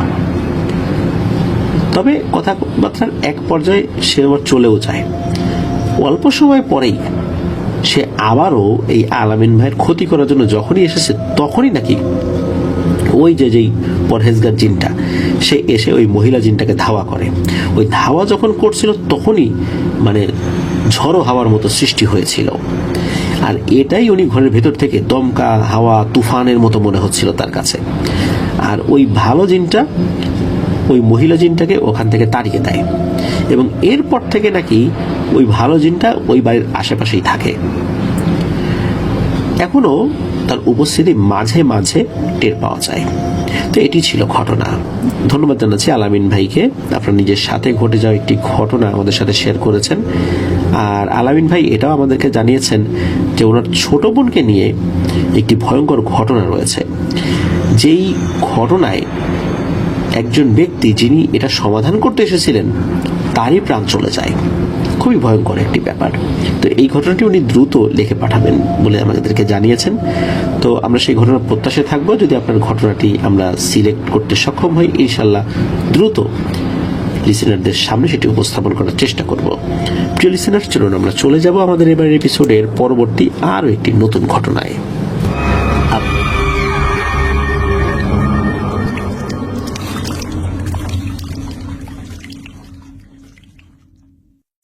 আবারও ফিরে এলাম প্রিয় লিসেনার্স আমাদের নারায়ণগঞ্জ স্পেশাল এপিসোডের নতুন আরও একটি ঘটনা নিয়ে। এখন যে ঘটনাটি আপনাদের সাথে শেয়ার করতে যাচ্ছি, এই ঘটনাটি আমাদেরকে যিনি পাঠিয়েছেন তার নাম ABS মাসুম। উনি বর্তমানে নারায়ণগঞ্জেই রয়েছেন, যদিও বা নারায়ণগঞ্জের উনি স্থায়ী বাসিন্দা নন, তবে পেশাগত কারণে উনি নারায়ণগঞ্জে এখন থাকেন। আমাদের 18ই অক্টোবর যেই ফ্যান মিট ছিল সেখানেও এবিএস মাসুম ভাই এসেছিলেন। তো চলুন ঘটনা শুরু করি। তো ঘটনাটি ঘটে প্রিয়া নামের একজন মেয়ের সাথে। তার বাসাও নারায়ণগঞ্জেই। আর এই মাসুম ভাই উনি প্যারামেডিক্যাল থেকে ডিপ্লোমা শেষ করে যখন চেম্বারে রুগী দেখা শুরু করেন তখন থেকেই এই প্রিয়া আপুদের পরিবার বিভিন্ন সমস্যা নিয়ে ওনার কাছে আসতেন। তো ওনাদেরই পরিবারের একজন সদস্যের মতো হয়ে গিয়েছিলেন এই মাসুম ভাই। তো এই প্রিয়া আপুর নানার বাড়ি হচ্ছে মুন্সিগঞ্জের সিরাজদি খান উপজেলার বালুরচর গ্রামে। এই আপুর খালারা 7 বোন এবং একজন মামা, যদিও বা সেই মামা এখন জীবিত নাই। তো এই প্রিয়াপুর আম্মু উনি ভাই বোনদের মধ্যে দ্বিতীয়। আর এখন বালুরচর গ্রামটি যতটা উন্নত, আজ থেকে প্রায় 19 বছর আগে কিন্তু এতটা উন্নত ছিল না। প্রিয়াপুর জন্ম 2004 কি 5 সালের দিকে আর কি। তো অন্য 8-10টা একদম নিভৃত পল্লী যেরকম ওরকমই ছিল। এখন তো অনেকটা উন্নত হয়েছে, শিক্ষা দীক্ষা বা অন্যান্য বিষয় যাই বলি না কেন। এই প্রিয়াপুর আম্মুর দাদা ছিলেন একজন কবিরাজের মতো, তার অধীনে অনেকগুলো জিন থাকত। কিন্তু ওনার মৃত্যুর পর অনেকগুলো ঝামেলা ওনাদেরকে পোহাতে হয়েছে, যেগুলো আমরা পর্যায়ক্রমে ইনশাল্লাহ পাবো সেই ঘটনাগুলো। তো প্রিয়াপু যখন জন্মগ্রহণ করেন তখন তিনি তার দাদার বাড়িতেই ছিলেন। তার দাদার বাড়ি হচ্ছে নারায়ণগঞ্জের কাশীপুর এলাকায়। আমরা যেই লেকে বসেছিলাম সেই লেকটা কিন্তু 2020 সালে অনেকটা পরিবর্তন করে নোংরা খালগুলো পরিষ্কার পরিচ্ছন্ন করে সুন্দর রাস্তা, বসার স্থান এগুলো করে প্রায় কাশীপুর পর্যন্ত কিন্তু রাস্তা হয়। তো প্রিয়াপুদের বাসা যেখানে তার পাশ দিয়েই কিন্তু এই লেক। আর এই লেকের পাশেই একটা তেঁতুল গাছ। আর ওই তেঁতুল গাছের পাশে তারই দুঃসম্পর্কের এক কাকার বাসা। প্রিয়া আপু যখন ভূমিষ্ঠ হন তখন তার মায়ের মতে উনি খুবই হাসি খুশি মুখ নিয়ে থাকতেন। এত ছোট্ট একটা শিশু কত সুন্দর হাত পা নাড়াচ্ছে, সবার দিকে তাকাচ্ছে, হাসছে। তো যেই তাকে দেখতে আসতো সেই খুশি হতো। আর অন্যান্য চাচাতো ভাই বোনদের মাঝে এই প্রিয়া আপু সবার ছোট ছিলেন বলেই সবাই তাকে খুব আদর করতেন। ওনাকে 40 দিন পর্যন্ত কোনো কারণ ছাড়া ঘরের বাইরে বের করা হয়নি। 40 দিন পর যখন ওনাকে বের করা হয়, ওনাকে নিয়ে যখন উঠোনে হাঁটাহাঁটি করা হচ্ছে, তখন ওনার চাচাতো ভাই বোনেরা ওনার সাথে দুষ্টামি করছে। পাশে কিন্তু ওই যে তেঁতুল গাছটা, হঠাৎ করে সবাই লক্ষ্য করছে যে প্রিয়া আপু, উনি তো ছোট বাচ্চা মানুষ, 40 দিন বয়স, এই তেঁতুল গাছের দিকে তাকিয়ে আছে এবং এমনভাবে তাকিয়ে আছে সে চোখ সরায় না। কিন্তু ওনার সাথে কিন্তু সবাই মজা করছে, কিন্তু উনি কারোর দিকে তাকাচ্ছেন না, একদম ওই তেঁতুল গাছের দিকেই তাকিয়ে আছেন। এই বিষয়টা এই পিয়াপুর ফুপু উনি লক্ষ্য করেছেন। তখন এই পিয়াপুর আম্মুকে ডাকেন। আর যখনই পিয়াপুর আম্মু এসেছেন সাথে সাথে পিয়াপু কান্না শুরু করে দেয়। আর এমন কান্না, কান্না আর থামে না, সারাক্ষণ শুধু কান্না আর কান্না। অন্যদের কোলে গেলে থেমে থাকলেও যখনই এই পিয়াপু তার মায়ের কোলে আসতেন বা তার মা তার সামনে আসতো তখনই নাকি কান্না বেড়ে যেত। তো তাকে এক হুজুর দেখানো হয়। তখন ওই হুজুর বলেন যে ওই তেঁতুল গাছে ভয়ঙ্কর একটা সমস্যা আছে, বাচ্চাকে সাবধানে রাখতে হবে। উনি ওনার মতো করে ঝাড়ফুঁক করে দেন, কিছু তদবির দিয়ে দেন। তো রাত যখন গভীর হতো, মনে হতো তেঁতুল গাছে হঠাৎ করে কেউ যেন নাড়া দিল। গাছ নাড়া দিলে কিন্তু পাতাগুলো ঝনঝন করে ওঠে, এক ধরনের শব্দ হয়। যারা গাছ নড়া দিয়েছেন এই ধরনের শব্দ কিন্তু আপনারা পেয়েছেন, তারা জানেন এই শব্দটা কেমন হয়। আর এই নাড়াটা যখন দিত, যে শব্দটা যখন শুনতো সবাই, বাড়ির সবাই, এরপরই অন্য আর একটা শব্দ সকলে শুনতে পেতেন। সেটা হলো নুপুর পয়ে বা নুপুর পায়ে দিয়ে হাঁটলে বা নুপুর পরে হাঁটলে যেই ধরনের শব্দ হয় ওই রকমের শব্দ। হঠাৎ করে তেঁতুল গাছের কোনো একটা ডাল ভেঙে পড়তো, অথচ কিন্তু কোনো বাতাস নাই, কিন্তু তেঁতুল গাছ নড়ছে, কোনো একটা ডাল ভেঙে পড়েছে। এই ধরনের সমস্যা শুরু হয়ে গেল। প্রিয়াপুর দুঃসম্পর্কের কাকার বাড়ির একটা কাজ ধরার জন্য, মানে ওখানে বাড়ির কাজ হবে আর কি, তখন তেঁতুল গাছের এক পাশের ডালগুলো কেটে ফেলা হয়। বাড়ির ছাদের কাজ করেন, তখন সেই কাকার বাড়িতে সমস্যা শুরু হয়ে যায়। একদিন ওনার ছোট মেয়ে বিকেলবেলা জামা কাপড় আনার জন্য ছাদে গিয়ে দেখেন ঠিক তেঁতুল গাছের পাশে ছাদে তার বড় বোন বসে আছে। তো উনি জিজ্ঞেস করছেন, কি রে আপু, তোকে তো দেখলাম তুই ঘুমাচ্ছিস, তুই ছাদে এলি কখন? তখন কি করেছে, তার বড় বোন তার দিকে তেড়ে এসে প্রচন্ড জোরে কষে দিয়েছে একটা চর। উনি তো চর খেয়ে কাঁদতে কাঁদতে নিচে আসছেন। নিচে এসে তার মাকে বলেন যে আপু আমাকে মারছে কোনো কারণ ছাড়া। তো তার আম্মু তো অবাক হয়ে যান যে কি ব্যাপার, ওকে না দেখলাম ঘুমাচ্ছে। তো উনি আবার তাকে সাথে নিয়েই ওই আপুর রুমে গিয়েছেন। দেখা যাচ্ছে সে তখন গভীর ঘুমে বিভোর। তাকে ডেকে ওঠানো হয়েছে, তখনও সে মানে অনেকটা অচেতনের মতো, ঘুম থেকে ডেকে ওঠালে যেরকম হয় আর কি। তখন তাকে জিজ্ঞেস করে যে কি ব্যাপার, তুই কি ছাদে গেছিলি? সে বলে, না আমি তো ছাদে যাইনি, আমি তো ঘুমাচ্ছিলাম। তার মাও বুঝতে পারে যে ও এখান থেকে যায় না, কারণ উনি যখন কাজ করছিলেন ঘরের ভিতরে ওনার চোখ কিন্তু কয়েকবার তার দিকে পড়েছে যে উনি ঘুমিয়ে আছেন। তখন তার মা বুঝতে পারেন নিশ্চয়ই তেঁতুল গাছের সমস্যাটা আবার হয়তোবা বেড়েছে। এরপর থেকে ওনাদের বাসায় কিছু সমস্যা দেখা যেতে থাকে। ওনারা সবাই ঘুমিয়ে আছেন, হঠাৎ করে মনে হলো ছাদের উপর ধূপধাপ ধূপধাপ শব্দ, মনে হচ্ছে কেউ দৌড়াচ্ছে, কেউ হাঁটছে। আবার নুপুর পায়ে দৌড়ালে যেমনটা শোনা যায় অমনটা শব্দ শোনা যায়। আবার কখনো কখনো অনেক রাত, ওই রাত্রে মেয়েলি কণ্ঠের কান্নাও কিন্তু শোনা যেত। তো এবার আসি এই পিয়াপুর মূল ঘটনায়। আমরা তো ওই বাড়ির একটা ঘটনা বললাম যে ওই তেঁতুল গাছের ডাল কাটার পরে ওখানে কি সমস্যা হয়েছিল। তো পিয়াপুর বয়স যখন ৮-৯ বছর, তখন কাশীপুরের অপর পাশে একটা ছোট্ট নদী আছে, সেই এলাকায় ওনার চাচাতো ভাইয়েরা বাড়ি করেছেন। সেখানে এখন যতটা উন্নত, এখন থেকে 10-12 বছর পূর্বে তো এতটা উন্নত ছিল না। খুবই শুনশান নীরব এলাকা। তো যেখানে বাড়ি করা হয়েছে আর কি, ওখানে আবার 3 রাস্তার মোড় ছিল, একদিকে শ্মশান, একদিকে বক্তাবলী রোড, অন্যদিকে আর এক এলাকার রোড।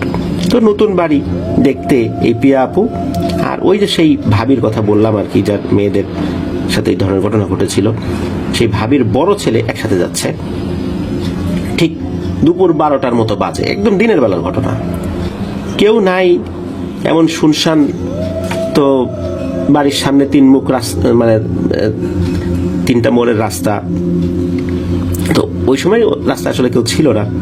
তো ওই দিক দিয়ে যাওয়ার সময় দেখে যে ওই জায়গাটাতে, ওই যে অনেক সময় মানুষ কিছু ভোগ টোক দেয় না, কিছু খাবার টাবার দিয়ে রাখে, ওরকম কিছু একটা। তো ওনারা তো ছোট মানুষ, অত কিছু বোঝেন নাই। তো এই পিয়াপুর ভাগিনা গিয়ে কি করেছে, সেই ভোগে কি আছে সেটা দেখতে গিয়ে লাঠি দিয়ে ভোগে একটা আঘাত করে। তখন আবার এই পিয়াপু বলে, চল এই কি করিস, তখন তাকে নিয়ে আবার বাসায় চলে আসেননি। তো এরপর সরাসরি কোনো সমস্যা দেখা যায় নাই, মানে একদম সাথে সাথে যে সমস্যা হবে বিষয়টা এরকম না।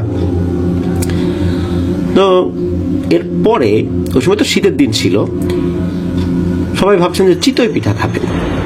তো চিতই পিঠা খাওয়ার জন্য ওনারা বাড়ির বাইরে গিয়েছেন। আর ওই যে ওনার যে ভাবি আর এই প্রিয়া আপু, তখন আরো একজন মহিলা, উনি পিঠা বিক্রি করছিলেন, তখন ওনারা ওই মহিলার কাছে পিঠা খাওয়ার জন্য গিয়েছেন। তো পিঠা কিন্তু এখন বাড়িতে বানাবেন না, মানে কিনে আনবেন আর কি। অনেক সময় আমরা দেখি ঢাকা শহরে বা বিভিন্ন জায়গায় এখন চিতই পিঠা বিক্রি করে শীত এলেই। তো ওনারা যেদিক দিয়ে যাচ্ছেন ওখানে একটা কড়ই গাছ আছে। তো প্রিয়া আপু দেখছেন যে ওই গাছটার আড়ালে লম্বা চুল, পুরাতন জামা কাপড় পরে একজন লোক বসে আছে।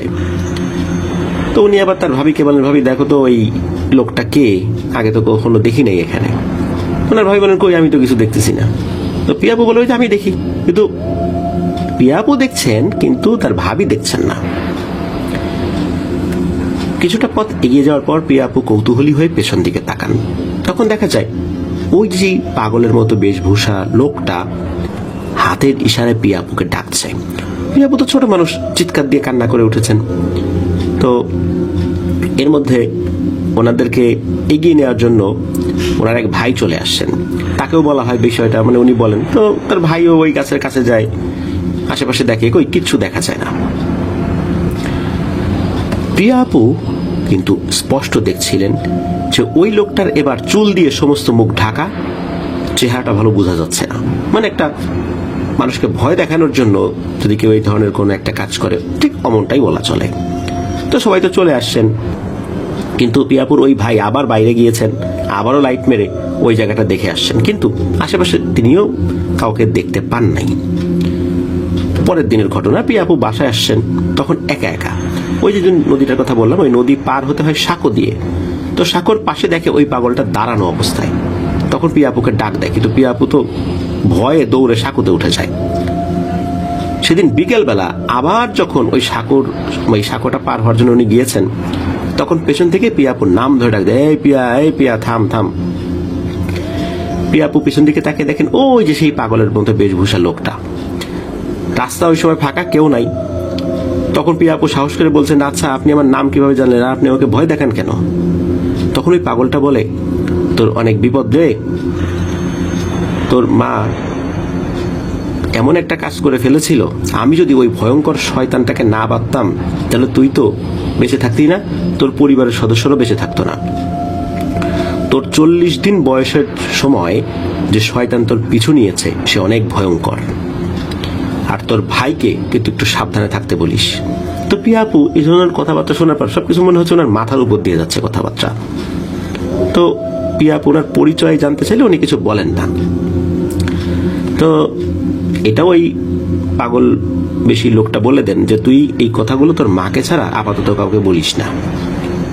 তো পিয়াপু এই কথা শোনার পর কিছুটা পথ আগানোর পর আবার পেছন দিকে তাকিয়ে ওনাকে দেখতে পান না। তখন আবার ভয় পেয়ে উনি দৌড়ে বাড়িতে চলে আসেন। তো ঠিক পরের দিন ওনার ভাগিনা সিঁড়ি থেকে পড়ে হাত ভেঙে যায়। এটা একটা কাকতালীয় ঘটনাও হতে পারে, আবার ওই যে পাগলের মতো লোকটি যেটা বলেছিল সেটাও হতে পারে। তো পিয়া আপু কিন্তু বাড়িতে এসে তার মাকে সব কথা বলেছিলেন, আর ওই লোকটা কিছু একটা জিনিস দিয়েছিলেন যেটা তার সাথে রাখতে বলেছিলেন আর কি। তো এই যে ব্যাপারগুলো, তারপরে এই যে তার ভাগিনার যে কথাটা, এটা কিন্তু বলতে বলেছিলেন, কিন্তু উনি ভুলে গিয়েছিলেন আর কি। বা উনি ওনার মাকে বললে ওনার মা কাজের ব্যস্ততায় ওই যে এই ছেলেটা পরে হাত ভেঙে গেছে তার মাকে বলতে ভুলে গিয়েছিলেন আর কি। তো যাই হোক, ভালো একজন কবিরাজের কাছে নিয়ে যাওয়া হয় পিয়া আপুকে। তখন ওই কবিরাজ যা যা ঘটেছিল সব কথাই খুলে বলেন। তো সেই কবিরাজ বলেন যে মূলত যেই লোকটিকে পিয়া দেখেছে উনি আধ্যাত্মিক সাধক গোছের একজন ফকির। তো এদেরকে কখনো হাজির করা যায় না, এরা কখনো কখনো মানুষের সামনে দেখা দেয়, আসে, মানুষের উপকার করে, এভাবেই চলে যায়। এরা মানুষ না জিন এটা বলা মুশকিল, মানুষও হতে পারে জিনও হতে পারে। তো আল্লাহর অশেষ রহমতে এই লোকটি পিয়া আপুর উপকারের কাজই করেছে। তো এখনো পিয়া আপু মাঝে মাঝে ঘুমের মধ্যে ভয় পেয়ে চিৎকার দিয়ে ওঠেন, কান্নাকাটি করেন, ভয়ঙ্কর কোনো কিছু একটা উনি দেখেন। এখনো এই সমস্যাটা ওনার সাথে চলমান রয়েছে। তো এটি ছিল ঘটনা।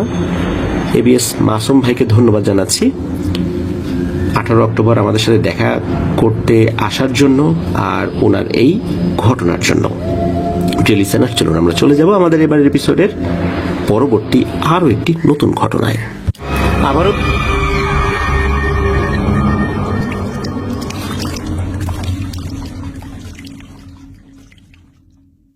প্রিয় লিসেনার্স, আমাদের এবারের নারায়ণগঞ্জ স্পেশাল এপিসোডের শেষ ঘটনায় চলে এসেছি। প্রিয় লিসেনার্স, একটি বিষয় শুরুতেই কিন্তু ক্ষমা চেয়ে নিয়েছি, আবারও নিচ্ছি যে আমার শারীরিক অবস্থার উন্নতি না হওয়ার কারণে আমি খুব বেশিক্ষণ কথা বলতে পারছি না।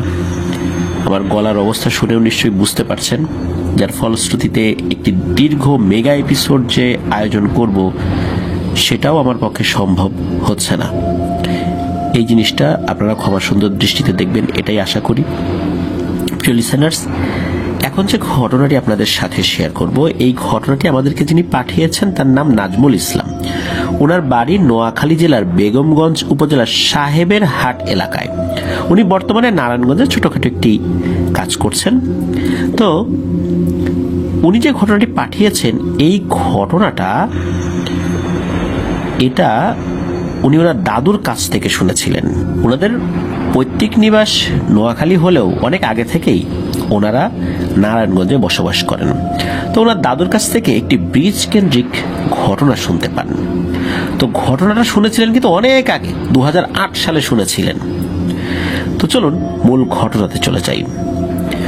ঘটনাটির সূত্রপাত আসলে অনেক আগে হলেও এটি নতুন করে আসলে উনি যেভাবে জেনেছিলেন সেই জানার প্রেক্ষাপটে যেই বিষয়গুলো হয়েছিল সেগুলোই আমরা শুরু করছি।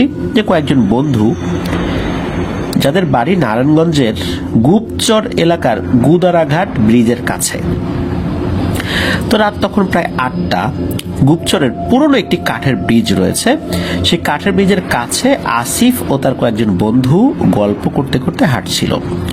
তাদের উদ্দেশ্য ছিল ব্রিজ পার হয়ে ওপারের গ্রামে যাওয়া। কিন্তু গ্রামটির প্রবেশদ্বারেই সেই বিখ্যাত বা কুখ্যাত যেটাই বলি সেই কাঠের ব্রিজ, যা নিয়ে এলাকায় নানা ধরনের ভয়ানক ঘটনা নাকি ঘটেছে এমন গল্পই শুনতে পাওয়া যায়। রাতের বেলা সচরাচর কেউ একা একা এই ব্রিজ পার হওয়ার নাকি সাহস করে না। যখন তারা ব্রিজের কাছে পৌঁছায় তখন চারপাশ এমনিতেই নিস্তব্ধ, আরো নিস্তব্ধ মনে হলো হঠাৎ করেই হয়ে গেল। হঠাৎ করে কোথাও একটা হালকা শো শো শব্দ শোনা যায়। আসিফ একটু থেমে চারপাশটা লক্ষ্য করে। তার কাছে মনে হচ্ছিল কিছু একটা তাদের দিকে তাকিয়ে আছে, কিন্তু সে ভাবলো হয়তো বাতাসের শব্দ, এ আর তেমন কি। আর কিছু দূর এগোতেই ব্রিজের মাঝামাঝি এসে আচমকা তাদের সামনে কালো লম্বা একটা অবয়ব এসে দাঁড়ালো। অবয়বটি অন্ধকারের মধ্যে মিশে থাকলেও এর চোখ যেন অদ্ভুতভাবে জ্বলজ্বল করছিল। আসিফ ও তার বন্ধুরা প্রথমে স্তব্ধ হয়ে দাঁড়িয়ে যায়, বুঝে উঠতে পারে না এটা কি আসলে সত্যিই তাদের সামনে কিছু একটা ঘটছে, কোনো একটা অবয়ব নাকি অন্য কিছু, নাকি তারা চোখে ভুলভাল দেখছে। এক বন্ধুর কাঁধে হাত রেখে আসিফ বলল, দৌড় দে সবাই, এইখানে দাঁড়ানো ঠিক হবে না। সবাই তৎক্ষণাৎ দৌড়াতে শুরু করে। তাদের মধ্যে একটা ভয়ের স্রোত তো বইতেই থাকে। চারদিকে এক ভয়ঙ্কর নিস্তব্ধতা, আর এই নিস্তব্ধতার মধ্যে তাদের পায়ের শব্দ যেন পুরো গুপচরের রাতের শুনশান নীরবতায় বড় ধরনের ব্যাঘাত ঘটেছে বা ব্যাঘাত ঘটাচ্ছে। কিছুক্ষণ পর দৌড়াতে দৌড়াতে তারা ব্রিজের শেষ প্রান্তে এসে পৌঁছায়, কিন্তু তখনই তারা টের পায় যে এই কালো অবয়বটি তাদেরকে ছেড়ে যায় নাই। ওই জিনিসটাও তাদের সাথে সাথে আস্তে আস্তে এগিয়ে আসছে। অবয়বটি তাদের দিকে এগিয়ে আসার সময় তার দীর্ঘ ছায়া পুরো ব্রিজের উপরই পড়েছে, মানে পুরো ব্রিজের উপর তার ছায়াটা পড়েছে। যখন আসিফ ও তার বন্ধুরা ব্রিজের শেষ প্রান্তে পৌঁছে থমকে দাঁড়ায়, চারপাশে নীরবতা এবং তাদের প্রত্যেকের মনে কিন্তু ভয়ের ঝড় বইছে। কিছুই দেখা যাচ্ছে না স্পষ্টভাবে, শুধু সেই কালো লম্বা অবয়বটি ধীরে ধীরে তাদের দিকে এগিয়ে আসছে। হঠাৎ করে আসিফ টের পেল তাদের একজন বন্ধু পাশে নেই। তারা তো চিন্তা করলো, আরে আমাদের আরেক বন্ধু কই গেল? যাকে খুঁজে পাওয়া যাচ্ছিল না তখন, তার নাম হচ্ছে রাকিব। তো আসিফ বলছে যে এই রাকিব কোথায়? তখন সবাই চারপাশে তাকিয়ে দেখলো, সত্যি তো রাকিব নাই। একে তো এরকম একটা অবয়ব দেখা যাচ্ছে, তারপর রাকিব নাই। রাকিব তো তাদের সাথেই হাঁটছিল, কিন্তু রাকিবকে এখন কোথাও দেখা যাচ্ছে না। মুহূর্তের মধ্যে পরিস্থিতি আরো ভয়াবহ হয়ে উঠল। তাদের একজন ভয়ে ফিসফিস করে বলল, যত যাই হোক না কেন আমাদের রাকিবকে অবশ্যই খুঁজে বের করতেই হবে, হয়তো ভয়ে পিছিয়ে পড়ে গেছে। কিন্তু তারা কিন্তু বুঝে গেছে স্বাভাবিক কোনো ব্যাপারের মধ্যে তারা এখন নাই। অন্ধকারের গভীরতা আর এক ধরনের অদ্ভুত শীতল ঠান্ডা অনুভূতি তাদের সাহসকে ক্রমাগত দুর্বল করে দিচ্ছিল। তারা সাহস করে রাকিবের নাম ধরে ডাকতে শুরু করে, রাকিব রাকিব কই গেলি তুই, তাড়াতাড়ি আয়। কিন্তু রাকিবের কোনো সারা শব্দ পাওয়া যাচ্ছে না। হঠাৎ কোথাও একটা জায়গা থেকে একটা চাপা গুঞ্জন শোনা গেল, যেন কেউ অন্ধকার থেকে কিছু একটা বলতে চাইছে। সেই গুঞ্জনটা রাকিবের কণ্ঠস্বরের মতো শোনাচ্ছিল, কিন্তু শব্দটা খুব ফিকে ছিল, মানে খুব অস্পষ্ট ছিল, মনে হচ্ছে অনেক দূর থেকে শব্দটা আসছে। আসিফ বুঝতে পারলো যে তাদের এই ব্রিজ থেকে বের হতে হবে, কিন্তু রাকিবকে ছাড়া তারা কিভাবে ফেরত যাবে। আসিফ একটু সাহস করে বন্ধুদেরকে বলল যে বন্ধুরা সবাই মিলে হাত ধরে ব্রিজের মাঝ পর্যন্ত যাই, যা থাকে কপালে, এই অবয়ব আমাদের কোনো ক্ষতি করতে পারবে না ইনশাল্লাহ। রাকিব হয়তোবা কোনো জায়গায় আটকে গেছে বা অজ্ঞান হয়ে পড়ে গেছে, ওকে ছাড়া আমরা কিভাবে যাব। বন্ধুকে বাঁচানোর জন্য তারা একে অপরের হাত শক্ত করে ধরে অন্ধকারের মধ্যে হাঁটতে শুরু করলো। একে অপরকে সামান্য সাহস দিচ্ছে, কিন্তু প্রত্যেকের মনে কিন্তু আতঙ্ক বিরাজ করছে। এই বুঝি কোন একটা ভয়ঙ্কর ঘটনা তাদের সাথেও ঘটে। মনে মনে যে যেই দোয়া দুরুদ জানছিল বা জানা ছিল সেগুলোই পড়ছিল। ঠিক তখনই অন্ধকারের মধ্যে একটি মৃদু আলোর ঝলকানি দেখা যায়। সেই আলোর মধ্যে ধীরে ধীরে একটি অবয়ব ফুটে উঠতে লাগলো। অবয়বটি যেন রাকিবেরই, কিন্তু তার মুখটা ফ্যাকাশে আর চোখ দুটি যেন কোথাও একটা অদৃশ্য জিনিসের দিকে তাকিয়ে আছে। বন্ধুরা চিৎকার করে রাকিবকে কাছে আসার জন্য ডাকতে থাকে, এই রাকিব এদিকে এদিকে, কিন্তু রাকিব স্থির হয়ে দাঁড়িয়ে আছে। আর তখনই ওই যে কালো অবয়বটা মাঝখানে অল্প সময়ের জন্য দেখা যাচ্ছিল না, ওই কালো অবয়বটা তাদের ঠিক পেছন থেকে এসে আবির্ভূত হলো। যখন আবির্ভূত হয় তখন হালকা একটা টুস করে শব্দ হয়েছিল। ওই টুস করে শব্দ হওয়ার পর তারা যখন পিছনে তাকিয়েছে তখন ওই অবয়বটাকে আবার তারা দেখতে পায়। এখন এক পাশে ওই অবয়ব, মানে একদিকে ওই অবয়ব, আর একদিকে এই রাকিবের একটা অবয়ব দেখা যাচ্ছে। মনে হচ্ছে তারা দুটো ছায়ার মধ্যে আটকা পড়ে গেছে। তখন তাদের মনে হলো এখান থেকে বের হওয়াটা অসম্ভব। তবে হঠাৎই সেই মৃদু আলোর ঝলকানির মধ্যে রাকিবের অবয়বটি ম্লান হয়ে গেল, আর সেই কালো অবয়বটি ধীরে ধীরে মিলিয়ে যেতে শুরু করলো। চারপাশে আবারও এক ভয়ঙ্কর নিস্তব্ধতা ফেরত আসলো। আসিফ ও তার বন্ধুরা দ্রুত দৌড়াতে শুরু করলো, আর কোনো চিন্তা না করেই গ্রামটির দিকে ছুটতে লাগলো তারা। গ্রামে পৌঁছে সবাইকে সব ঘটনা জানালো। অন্যদিকে রাকিবের মা বাবা আর গ্রামবাসীরা মিলে রাকিবকে পুরো জায়গায় খুঁজেছে, সারা রাত ওই ব্রিজের ওখানে খুঁজেছে, কিন্তু কোথাও রাকিবকে খুঁজে পাওয়া যায়নি। পরের দিন সকালবেলা ওই গুপ্তচরে যখন ভোরের আলো ফুটেছে, ভোরের আলো ফোটার সাথে সাথে গ্রামের মানুষজনের মধ্যে একটা ভয়াবহ খবর ছড়িয়ে পড়ে। নদীর পাড়ে কয়েকজন জেলে মাছ ধরতে গিয়ে ব্রিজের নিচে একটি নিথর দেহ তারা পেয়েছে। শোনা মাত্র কিছু লোক সেখানে ছুটে যায়, আর তখন নিশ্চিত হয়ে গেল ওটা রাকিবেরই দেহ। ব্রিজের নিচে নদীর পানিতে রাকিবের দেহ ভাসছিল। তার মুখ ফ্যাকাশে আর চোখ দুটি যেন অন্ধকারে স্থির হয়ে আছে, এমন একটা অবস্থা। তার দেহে কোনো আঘাতের চিহ্ন ছিল না, তবে তার মুখে এক ধরনের আতঙ্কের ছাপ স্পষ্ট ছিল। দেখে মনে হচ্ছিল সে কোনো ভয়ঙ্কর কিছুর মুখোমুখি হয়েছিল, যা তার জীবনের শেষ মুহূর্তে একদম তাকে এক ভয়ার্ত অনুভূতি দিয়েছিল, যেই অনুভূতিটা তার মুখে স্পষ্ট হয়ে আছে। রাকিবের দেহ দেখে আসিফ ও তার বন্ধুরা স্তব্ধ হয়ে যায়। গতরাতে সেই ভয়ঙ্কর অভিজ্ঞতা এবার বাস্তবে পরিণত হলো। তারা যখন ব্রিজ থেকে পালিয়েছিল তখন তারা মনে করেছিল রাকিব তাদের সাথেই ফিরবে, হয়তোবা সে পিছনে পড়েছে বা এলোমেলো হয়ে গেছে, সে হয়তোবা ফেরত আসবে। কিন্তু এখন বুঝতেই পেরেছে সবাই যে রাকিব সেই কালো অবয়বের ফাঁদে পড়েছিল। সেখান থেকে বের হওয়া রাকিবের পক্ষে আর সম্ভবই হয়নি। গ্রামের মানুষ এই ঘটনায় আতঙ্কিত হয়ে পড়ল। এক বয়স্ক ব্যক্তি ধীরে ধীরে বলে উঠলেন যে এই ব্রিজের ইতিহাস কিন্তু নতুন না, অনেক পুরনো। তোমরা যারা মনে করছো যে এই রাকিব ছেলেটা প্রথম মারা গেছে, বিষয়টা এরকম না। বড় বড় সময়ের ব্যবধানে অনেক মানুষই এখানে মারা গেছে। বড় বড় সময় বলতে প্রতি বছর মারা গেছে বিষয়টা এরকম না, কিন্তু 4-5 বছর পর পর এরকম ঘটনা ঘটেছে। আগে যারা সন্ধ্যার পর এদিক দিয়ে আসতো তাদের অনেকেই নাকি রহস্যময়ভাবে হারিয়ে গেছে, তাদেরকে আর পাওয়াই যায় নাই। ওই অবয়বটা চতুর্দিক থেকে তাকে গ্রাস করে ফেলে, এরপর নাকি আর পাওয়া যায় না। তো এই অবয়বটা চতুর্দিক থেকে গ্রাস করে ফেললো, তাকে পাওয়া গেল না, এটা আবার কে দেখলো? অনেকেই দলবদ্ধভাবে আসতে গিয়ে তারা দেখেছে যে সামনে কোনো একটা লোক ওই ব্রিজের উপর দিয়ে যাচ্ছে। তখন তারা দেখেছে এই ব্যাপারটা মূলত তাদের মাধ্যম দিয়ে এই বিষয়টা ছড়িয়ে গিয়েছিল। যে হারিয়ে গেছে তাকে আর পাওয়া যায় নাই, তার স্টেটমেন্টও তো আর নেওয়া সম্ভব হয়নি। তো ওই বৃদ্ধ বলেন যে অনেক কুসংস্কার প্রচলিত আছে ব্রিজকে ঘিরে, যে এই ব্রিজে নাকি একটা জিন আটকে আছে যে মুক্তি পায়নি। এই কারণেই সে এই কাজটি ঘটায়। স্থানীয় লোকজন রাকিবের লাশ নিয়ে গ্রামের দিকে ফিরে যায়। আসিফ ও তার বন্ধুরাও সেখানে চুপচাপ দাঁড়িয়েছিল। তারা জানে যে এই ঘটনার সাথে তাদের যেই ভয়ঙ্কর স্মৃতি হয়েছে, এই স্মৃতি আজীবন তাদেরকে বয়ে বেড়াতে হবে। এ এক দুঃসহ স্মৃতি। ব্রিজের দিকে তাকিয়ে তারা মনে মনে শপথ করলো যে এখানে আর কখনো রাতের বেলা তারা আসবে না। রাকিবের মর্মান্তিক মৃত্যু গ্রামের মানুষকে আতঙ্কিত করে তুলেছিল। বহুদিন পর এরকম একটা ঘটনা ঘটলো এখানে। টুকটাক ভয় পাওয়া আর কোনো একটা মানুষকে এভাবে হত্যা করা, এটা কিন্তু এক জিনিস না। কয়েকদিন পেরোতেই গ্রামে আরো গুজব ছড়িয়ে পড়ল। ব্রিজের সেই কালো অবয়বের অস্তিত্ব শুধু গল্প নয়, বরং এটা নাকি একটা অভিশাপ যা কাউকেই আসলে ছাড়ে না যদি রাতের বেলা কেউ এদিকে আসে। কিন্তু অনেকদিন পর হঠাৎ করে এই ঘটনা কেন ঘটা শুরু করলো, এটাও তো একটা কথা। কিন্তু যাই হোক না কেন, অনেকদিন পরে ঘটুক আর প্রতিদিনই ঘটুক, এটা সমাধান তো করতে হবে। গ্রামের একজন বয়স্ক ব্যক্তি পরামর্শ দিলেন যে ভোলানাথ তান্ত্রিক নামে একজন ব্যক্তি আছে, সে ভারতের আসাম থেকে তন্ত্রবিদ্যায় পারদর্শী হয়ে এসেছে। মোটামুটি জিন ভূত তাড়ানোর জন্য তার ভালোই খ্যাতি ছিল আশেপাশে।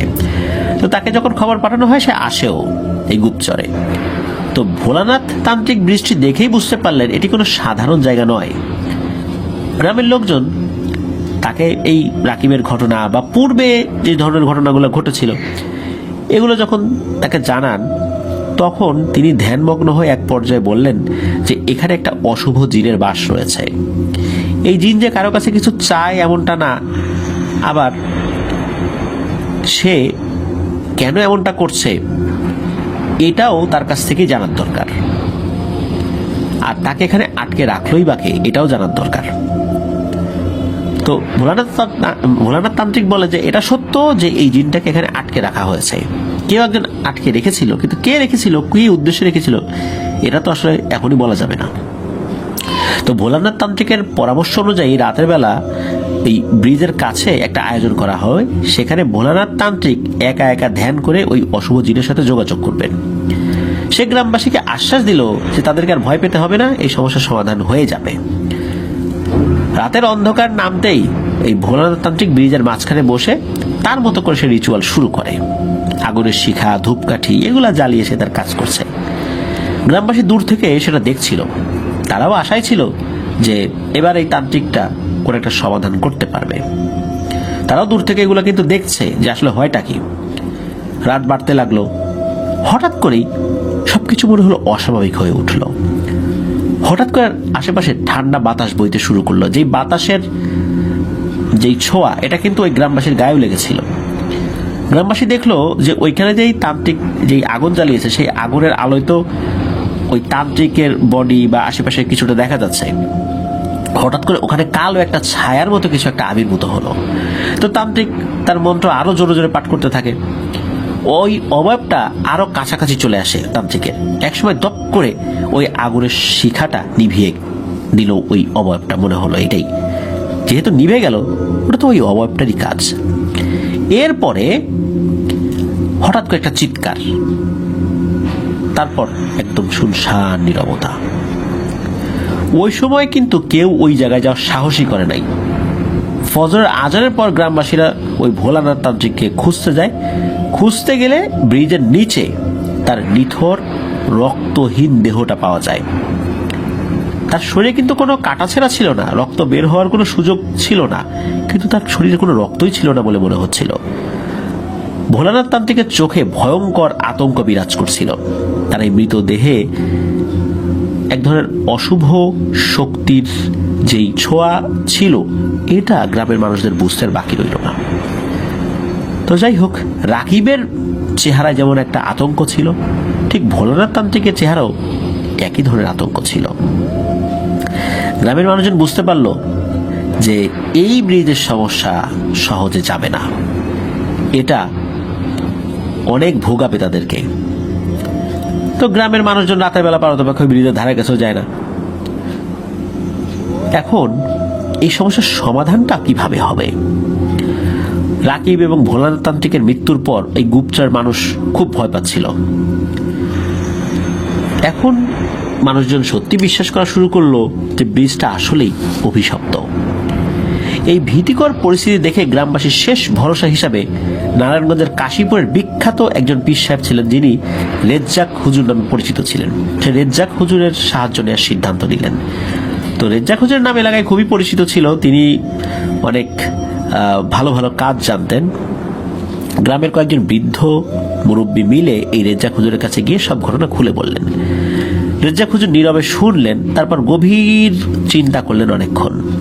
একসময় তিনি বললেন, এই ব্রিজের যে জিনটা, এই জিনটা অনেক বয়স, তবে তার মধ্যে অনেক কষ্টও রয়েছে। তাকে এখানে বন্দি করে রাখা হয়েছে, তাকে মুক্ত করতে হবে। সে মুক্ত হয়ে চলে গেলে সে আর কারো কোনো ক্ষতি করবে না বলে আমার বিশ্বাস। আমি চেষ্টা করব তাকে মুক্তি দিতে। তো একদিন শুক্রবার সকালে রেজ্জাক হুজুর এই গুপ্তচরে এসে পৌঁছান। তিনি গ্রামের মানুষের মধ্যে শান্তির একটা বার্তা দিলেন এবং বললেন ইনশাল্লাহ আজ রাতেই এই অশুভ জিনের মুক্তির জন্য তিনি তদবির করবেন, কিন্তু রাতের বেলা যেন এই ব্রিজের কাছাকাছি আজকে কেউ না আসে, শুধু উনি ওখানে যাবেন এবং ওই জিনের সাথে উনি কথা বলবেন। তো গ্রামের লোকজন ভয়ে আতঙ্কিত হলেও তারা আল্লাহর উপর ভরসা করছিলেন যে এইবার হয়তো এই হুজুরের দোয়ার বরকতে এবং তার তদবিরে এই সমস্যার সমাধান হবে। লোকজন ওদিকে যায়ও নাই। রাত গভীর হতে শুরু করলো, চারদিক নিস্তব্ধ হয়ে গেল, আর এক শীতল বাতাসও চারদিকে বইতে শুরু করলো। গ্রামের মানুষজন দূর থেকে দেখছে যে রেজ্জাক হুজুর ব্রিজের মাঝখানে দাঁড়িয়ে আছে, তার হাতে একটা লাঠি। তিনি নীরবে বিড়বিড় করে কোরআনের আয়াত পাঠ করছিলেন। এতটুকুও কিন্তু গ্রামের লোকজন বুঝতে পারছিলেন, কারণ তারা দূরে ছিল এটা সত্য, কিন্তু অনেক দূরে তা না, কিন্তু শুধু ব্রিজের একদম কাছে ছিল না। রেজ্জাক হুজুর একটা পর্যায়ে জোরে জোরে কোরআন তেলাওয়াত করা শুরু করলেন এবং খুবই একাগ্র চিত্তে খুব সুন্দর করে কোরআন তেলাওয়াত করছিলেন। চাঁদের আলোতে গ্রামের লোকজন দেখলো ওই যে কালো অবয়বটা ধীরে ধীরে এই রেজ্জাক হুজুরের সামনে এসে আবির্ভূত হলো। আগের বারও যেমনটা এসেছিল ওই ভোলানাথ তাবজিকের বেলায়। তো রেজ্জাক হুজুর খুব শান্তভাবে উনি কোরআন তেলাওয়াত করেই যাচ্ছিলেন। ওই অবয়বটা আস্তে আস্তে রেজ্জাক হুজুরের দিকে অগ্রসর হলে তিনি আরো জোরে জোরে চিৎকার করে কোরআনের আয়াত পাঠ করতে লাগেন। হঠাৎ করেই ওই অবয়বটা একটা জায়গায় এসে থেমে যায় এবং বিকট করে চিৎকার করে বলে ওঠে যে আমাকে মুক্তি দাও হুজুর, আমি এখানে বন্দী হয়ে আছি, আমি তো এদেরকে মারতে চাই না, আমি বাধ্য, আমাকে মুক্তি দাও, আমি আমার মতো করে চলে যাই। তখন এই শব্দটা, ওই জিনের এই কথাটা কিন্তু অনেকেই শুনেছিলেন। তো রেজ্জাক হুজুর ওই সময় চিৎকার দিয়ে বলে উঠেছিলেন যে আল্লাহর নামে আমি তোমাকে মুক্তি দিচ্ছি, তোমাকে মুক্তি দেওয়ার জন্যই আমি এসেছিলাম, তোমাকে মুক্তি দেওয়ার জন্যই আমি এখানে রুকিয়া করেছি। যাও, আজ থেকে তুমি মুক্ত, আর কাউকে কষ্ট দেবে না, তুমি তোমার পথে চলে যাও, তুমি তোমার আত্মীয় স্বজনের কাছে চলে যাও। এরপর নাকি ওই কালো অবয়বটা হঠাৎ করেই অদৃশ্য হয়ে গেল, মিলিয়ে গেল একদম বাতাসের সাথে। গ্রামের মানুষজন দূর থেকে তাকিয়ে এক ধরনের প্রশান্তি অনুভব করে যে যাক, এই সমস্যা আল্লাহ তাআলা সমাধান করেছেন। তো রেজ্জাক হুজুর ওখান থেকে উঠে চলে আসেন, রাতের বেলা গ্রামেই ছিলেন। গ্রামের মানুষদেরকে উনি বলেন যে এই সমস্যা সমাধান হয়েছে, এই জিনটা বন্দী ছিল, তাকে মুক্তি দেওয়া হয়েছে। কে বন্দী করেছে, কি কারণে বন্দী করেছে, এই বিষয়গুলো আমি জানার চেষ্টা করি নাই, ওকে মুক্তি দেওয়া হয়েছে, এটাই সবচেয়ে বড় কথা, তোমাদের আর ভয়ের কিছু নাই। তো সকালবেলা রেজ্জাক হুজুর সকলের কাছ থেকে বিদায় নিয়ে আবার কাশীপুরে চলে যান। তো এরপর থেকে ওই বৃষ্টি নিয়ে কোনো ভয়ানক ঘটনা শোনা যায়নি। আল্লাহর অশেষ রহমতে এই সমস্যার সমাধান হয়েছিল। নারায়ণগঞ্জের গুপচর গোদারাঘাটে নাকি এই ব্রিজটা ছিল। লিসেনার্স, এটি ছিল ঘটনা। আসলে ব্রিজে কেন তাকে বন্দী করা হয়েছিল, কি কারণে, উদ্দেশ্যই বা কি ছিল, এই বিষয়গুলো আজও এক রহস্য। সব রহস্যের সমাধান আসলেই হয় না, আমরা সব রহস্যের সমাধান করতেও পারবো না। আর সব রহস্য, এটা সমাধান কি হবে, সব রহস্যের সমাধান, এটা আসলে জানার চেষ্টা করাটাও ঠিক হবে না। কিছু কিছু রহস্য সেটা রহস্যাবৃতই থেকে যাক, ওটা ওভাবেই থাক, আমাদের সেটা নিয়ে খুব বেশি নাড়াচাড়া করতে গেলে বিপদও হতে পারে। যেমন এই রেজ্জাক হুজুর, উনি কিন্তু ওই জিনটাকে মুক্তি দিয়েছিলেন, কিন্তু অত বিস্তারিত মানুষদেরকে উনি বলেন নাই। হয়তো উনি জানতেন, কোনো কারণে জেনেছিলেন, কিন্তু সেগুলো মানুষকে ওইভাবে উনি বলেন নাই। যতটুকু বলার দরকার ছিল উনি ততটুকুই বলেছেন, যার ফলশ্রুতিতে বিষয়টা মানুষের মধ্যে এক রহস্যের জন্ম দেয়। প্রিয় লিসেনার্স, আমাদের আশেপাশে এমন অনেক রহস্যময় স্থান রয়েছে, ভুতুরে জায়গা রয়েছে, ভুতুরে ঘটনা রয়েছে। আপনাদের জানা সত্য ভয়ের ঘটনাগুলো কিন্তু আমাদেরকে আপনারা লিখে বা রেকর্ড করে ইমেইল করতে পারেন। ইমেইল অ্যাড্রেসটা হচ্ছে AFNANTHEHEHORRORWORLDBD@gmail.com। ইমেল অ্যাড্রেসের স্পেলিংটা আমরা আমাদের ভিডিও ডেসক্রিপশনে দিয়ে রেখেছি, সেখানে গিয়ে স্পেলিংটা চেক করে নিতে পারেন। প্রিয় লিসেনার্স, আমাদের ফেসবুক পেজ এবং গ্রুপে আপনারা আপনাদের মূল্যবান মতামতগুলো জানাতে পারেন। ফেসবুক পেজে কমেন্ট করে, ফেসবুক গ্রুপে পোস্ট কমেন্ট দুটোই করতে পারবেন। আর এই ভিডিওর কমেন্ট সেকশনে গিয়ে আপনারা আপনাদের মতামত জানাতেই পারবেন। প্রিয় লিসেনার্স, আমার আরো একটি ইউটিউব চ্যানেল রয়েছে আফটার স্পিড নামে, সেটার লিঙ্ক এই ভিডিও ডিসক্রিপশনে একদম উপরের দিকে দেওয়া রয়েছে, সেখানে গিয়ে আপনারা আমার ওই চ্যানেল সাবস্ক্রাইব করতে পারেন। প্রিয় লিসেনার্স, আমি আবারও ক্ষমা চেয়ে নিচ্ছি আমার শারীরিক অসুস্থতার জন্য। আরো ভালো করে হয়তোবা এপিসোডটা আপনাদের সামনে উপস্থাপন করতে পারতাম, কিন্তু পারিনি। প্রিয় লিসেনার্স, নারায়ণগঞ্জের অনেকেই এখনো ঘটনা পাঠিয়ে যাচ্ছেন। আশা করছি সেই ঘটনাগুলো আমরা আমাদের রেগুলার এপিসোডের ভেতরে সেগুলো দেওয়ার চেষ্টা করব, যদি সেই ঘটনাগুলো সিলেক্ট হয়। আপনারা কিন্তু ঘটনা পাঠাতে ভুল করবেন না। ভুল করবেন না বলতে ঘটনা পাঠাতে দেরি করবেন না। আপনাদের জানা ঘটনাগুলো দ্রুত পাঠিয়ে দিন, তাহলে আমরা আরো অনেক ভালো ভালো ঘটনা আপনাদের কাছ থেকে যেগুলো পাবো সেগুলো নিয়ে অনেকটা পথ আমরা পাড়ি দিতে চাই। আপনাদের সাথে ভয়ের জগতে হারিয়ে যেতে চাই। প্রিয় লিসেনার্স, আসছে বৃহস্পতিবার আপনাদের পাঠানো ঘটনাবলী নিয়ে আমাদের রেগুলার এপিসোড, সেটা নিয়ে ইনশাল্লাহ হাজির হব। সবাই ভালো থাকবেন, সুস্থ থাকবেন। যারা ঘটনা পাঠিয়েছেন তাদের জন্য শুভকামনা রইল, যারা পাঠাচ্ছেন তাদের জন্য শুভকামনা রইল, যারা ধৈর্য ধরে এপিসোডটা শুনলেন তাদের জন্য শুভকামনা। আমার জন্য দোয়া করবেন, আমার পরিবারের জন্য দোয়া করবেন, আপনাদের জন্য দোয়া রইল, আপনাদের পরিবারের প্রত্যেকের জন্য দোয়া রইল। মহান আল্লাহ সুবহানাহু ওয়া তাআলা আমাদেরকে ভালো রাখুন, সুস্থ রাখুন, নিরাপদে রাখুন, আপনার নহর ওয়ার্ল্ডের সাথে রাখুন। আসসালামু আলাইকুম।